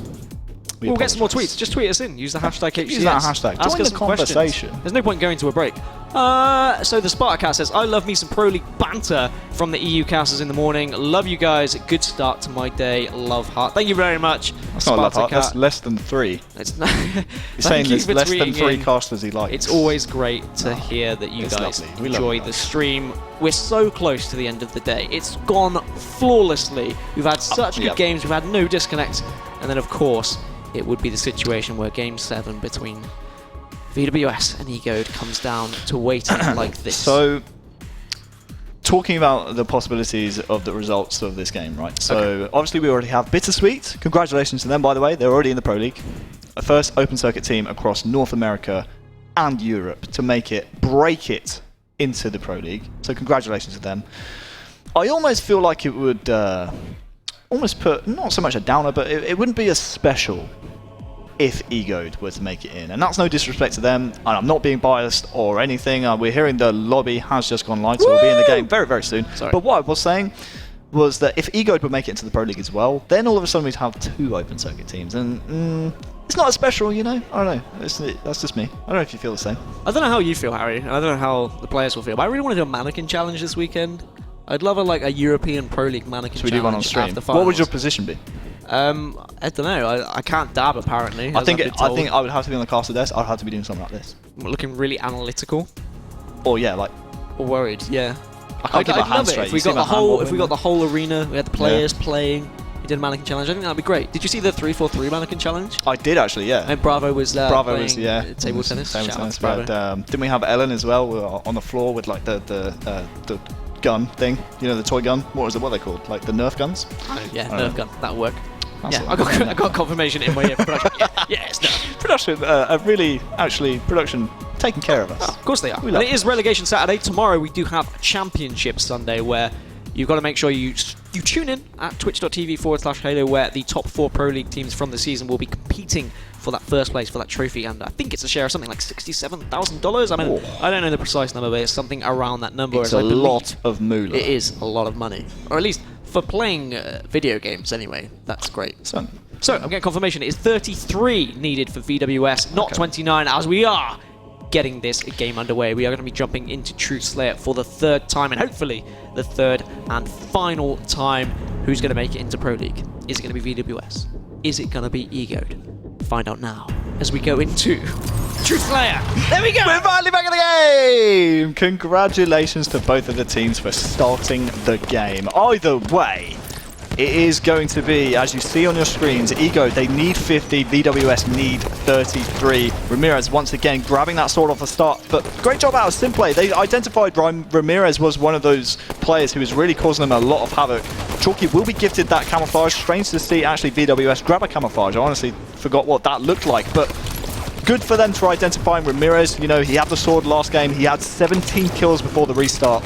So, you know, they identified he was a problem, but now the sword is actually back in favor of VwS. And I tell you what, this is the kind of game where Egode really need to watch every single death, because VwS, they only need 33. Think of how quickly you get to 33 in a Slayer game. It's very, very quick. So they need to watch every single death. They need to make sure they're grouped up and are always in a position to trade wherever they can. Yeah, for sure. Egode need to find themselves in a situation which VwS found themselves in last game, but Riot has that sword like Ramirez did last game.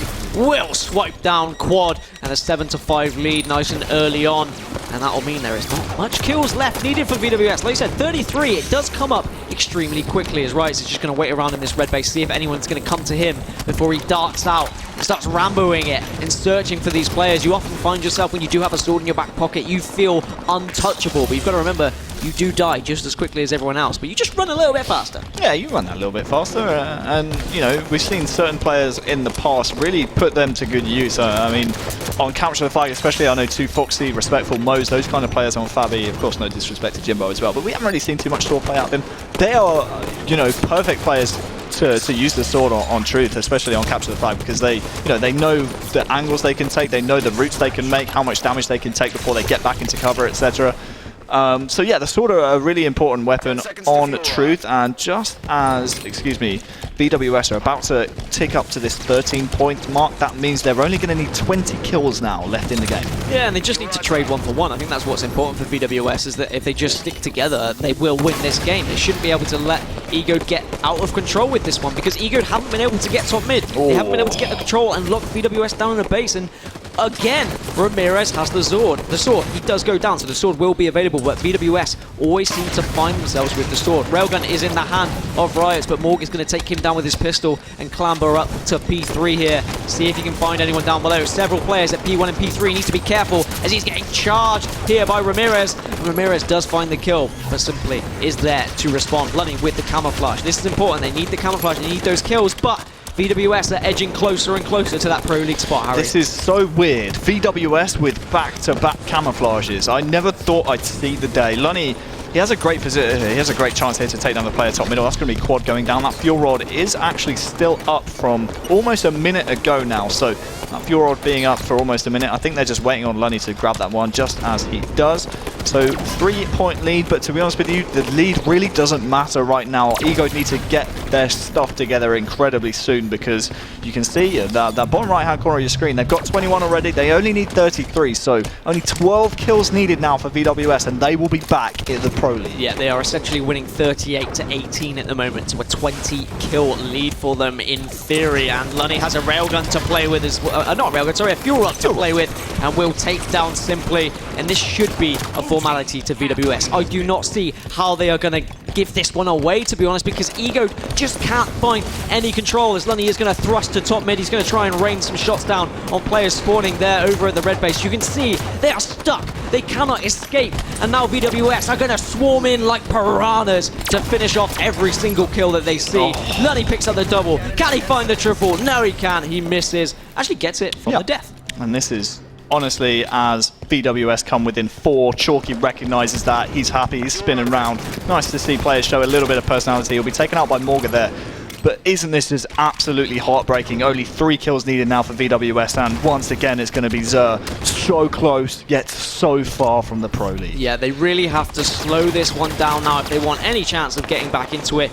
It does seem almost impossible, but you do have to at least try. You can't give up, and you wouldn't give up, especially against VwS after what they did at the end of Pro League, but now that's just 2 more kills needed for VwS as Chalky is taking this battle down here at bottom mid. Just 1 kill, there we have it.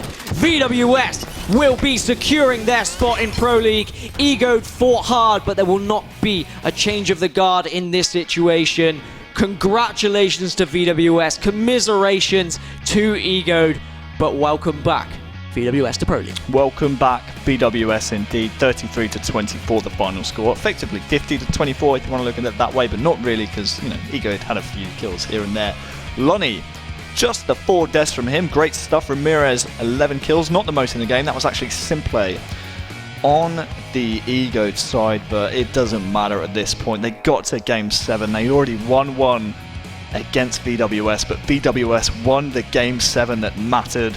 And it's going to be VwS returning to the Pro League. Shout out to Mose as well. He called that one perfectly. He said, hey man, I think that VwS are gonna lose, man, and then they're gonna win, man. And like, so we said it literally. Literally like that. Literally exactly Let's like that. put him on the desk instead of, I don't know, maybe me. And he can call that one. So great analysis from him. He's able to read these teams perfectly as we look at a few of the highlights from game 1, 2, or 3. I don't really know, because it was restarted so many times. Thank you for sticking with us. when that was happening, and I'm sure you enjoyed hearing our voices as we dilly-dallied about ties, So that's about 3. crisps, about all sorts, but this 4. was the time when Ramirez was just charging around, slicing and dicing 5. absolutely everything.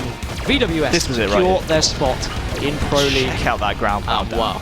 What a ground pound it was indeed. It was a great series, Harry, and it was a pleasure to cast not only with you, but just in general. I mean, it's what the game deserved, considering they were so close, and it went to a Game 7 originally. Rami did actually pick up an overkill during that game as well. But final thoughts on that series for you, Harry? Just absolutely fantastic. Can they just play this series every week? I mean, because it's going to go to a Game 7 every time. I mean, we know that now, but it's just such commiserations. They fought so hard, Egoed. I don't think anyone really expected them to put up as much of a fight as they did. And when they got to the winners' final, you know, you just had to say, wow, they're only 1 series away from Pro League. Surely they can do it. Unfortunately, they dropped against Bittersweet 4-0, and they dropped against VwS in another Game 7. It's heartbreaking. But those are the games you've got to win, and unfortunately they couldn't pull it out of the bag. Yep, well, congratulations to VwS, and I think that's probably all from us. You've probably heard enough of our voices as we dilly-dallied, waiting to get into that game. So let's head on over to the desk. Let's head over to Red Eye and the boys. Yes, thank you very much, boys. Great end to the day. A little bit messy, of course, in Game 7, but we got a Game 7. We wanted a Game 7. It happened, but it went the way of VwS. Congratulations to them. They returned to the Pro League. Let's catch up with our 2 members on the panel right now, with Bravo and with Lethal. In the end, Lethal, it's come back to experience, perhaps. Definitely, I can guarantee you now, Rami's probably thinking to himself, I've just had the game of my life. Maybe the game of his career. I think potentially by the end of it, he must have gone something like 28 in 9 or 10. He was definitely 20. It was 17 like before the restart. That was after the second restart, and he had 11 at the end. So he had 28 from that. So 30 plus. Plus whatever he got in the first, I don't know, 10 minutes. Well, it went up to about 17, 16, I think, at the first, before the first disconnect. I'm pretty sure he had a few kills from there, so yeah, plus 30 in that game. And basically, Lani towards the end as well, just put the nail in the coffin with the fuel, with a nice triple. And what you notice compared to the reset as well, the coordination with VwS was so much better. So 4 of them at Carbine. There was times where I felt like they could have been pincered quite easily, but you could see that Ego didn't really capitalise on those situations. Yep, and we were talking about just we've talked about it all day with Truth Slayer, just the momentum you can get, and then VwS did not, they didn't stop it and look back between Ramirez's overkill. Like you said, you have Lonnie getting multi-kills. When you can get 3-4 dead on a cycle like that, you're going to just keep snowballing. Yeah. Overall, tight series all the way through. Yeah. You saw almost a flip round from the first series where VwS lose on CTF to start with, and you sort of, oh, hang on a minute, what's going on here? This is bad for them because they won the CTF so convincingly first time round, then get absolutely murdered on it the second time, and you think, oh dear, they're in trouble. And then they come back and they win the next 2 series when they didn't win them in the first one. So we were all over the place here. We were, what's going on? It's opposites day. I did feel sorry for Noah in the Game 6, where when they had a 30-40 point lead on Plaza Strongholds, they had full setup. All they need to do was just stare at Loop and just make sure if they do come round blue, it wouldn't matter at all because of the fact that if they all did die at Loop, then they'd all spawn Hotel and that would have been the game over.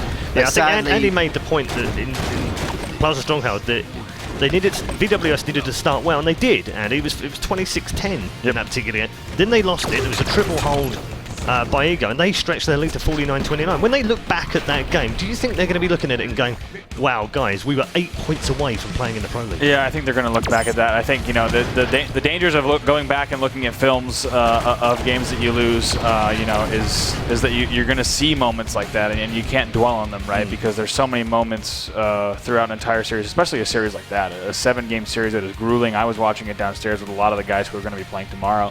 And there's back and forth moments throughout the entire game. I do think, though, they're definitely going to think about Plaza as a game that could have been theirs.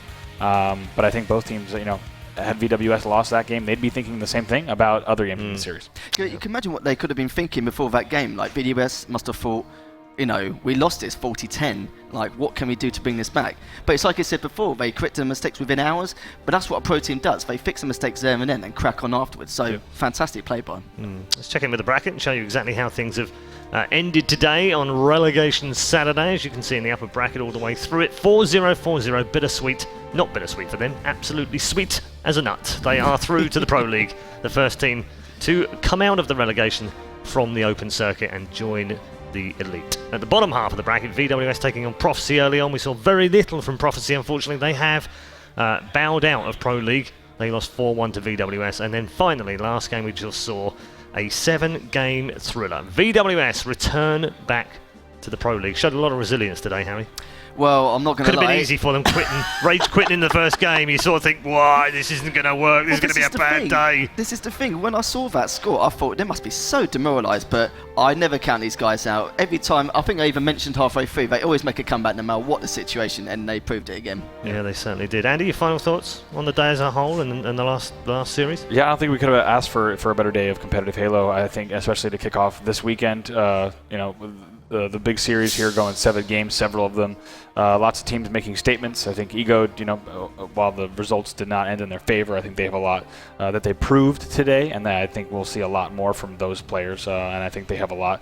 If they choose to do so, they have a lot of gas left in the tank, and they can really put on a show for the next few years. But yeah, I think what a great way to kick off this weekend, and obviously can't wait for tomorrow. Yeah, we couldn't ask for a better series. Even though there was a couple 4-0s, they were expected, but 2 best-of-7s with 2 exact teams, it was brilliant. It must have been the most stressful Game 7 for them. Yeah. I mean, just as a note for Ego, does it... Harry, you've been here a few times, I'm sure you have as well, Andy, but losing 4-3, having gone so close and been 1 game away from Pro League, is that not harder to take than it would be, say, losing 4-1 or 4-0, and you kind of go, oh, well, we weren't good enough this time. They were good enough to play in Pro League next year. Definitely. And now they can't, and what do they do? Where do they go from here? Well, we have to do what everyone else does, really, to spend another couple of months in the AM League and just work on the mistakes they made. But they didn't really make too many mistakes. Like, there was a few things we could point out on, but as long as they stick together and spend another 2 months just cracking on and just getting first seed going into this, we could see a different Ego, definitely. Yeah, I myself would say it's definitely harder to lose a 4-3 than it would be a 4-0, a 4-1. But I think it comes down to the player, right? How do these players react to that? Do they take this, right? Like we saw, like for example, Mo's and Respectful. What did they do when they lost, right? What do players do? How do they respond? And I think we'll find out in a few months how they respond. Mo's and Respectful, very quickly. Good example. MVP of the day. Who would you pick out? I'm going to say Simplay. Really? I did not expect him to do this well. He had some massive moments, didn't he? Definitely. Yeah. Definitely one of the most underrated players. I didn't actually see him as one of the top 2 players in Ego, but yeah, completely proved me wrong. Yeah. Fantastic player. Andy? For me, I love the stuff we saw between Warlord and Emma. I'll go Warlord. I think a lot of creative plays from him and a lot of examples of fantastic teamwork. Yeah, very strong today, wasn't he? Yeah. Showed his class for the Pro League. Thank you very much, both of you. We are coming to the end of our first day here. It's been Relegation Saturday. It's been very interesting indeed. Congratulations to Bittersweet. They have made the Pro League at the first attempt this season. The first team to do so from either Europe or North America. And congrats to VwS, who after a resilient day have bounced back from defeat. And they will also be playing in Pro League once more in 2017. Very quickly, of course, there's still time for you to head over to esl.pm/Halo. Lots of prizes to be won. Make sure you've entered in there. Thanks to our friends at Astro. There's an A40, a set of A40s up there. 2 of those with the mixers. And, of course, stuff from Jinx as well as the ESL hoodies. Plenty to win over there. We are done for our first day. It has been a fantastic day, but day 2 is almost upon us. Tomorrow, it's Championship Sunday, and the stage is well and truly set. We will be here. The players will be here. Do not miss it. We'll see you tomorrow.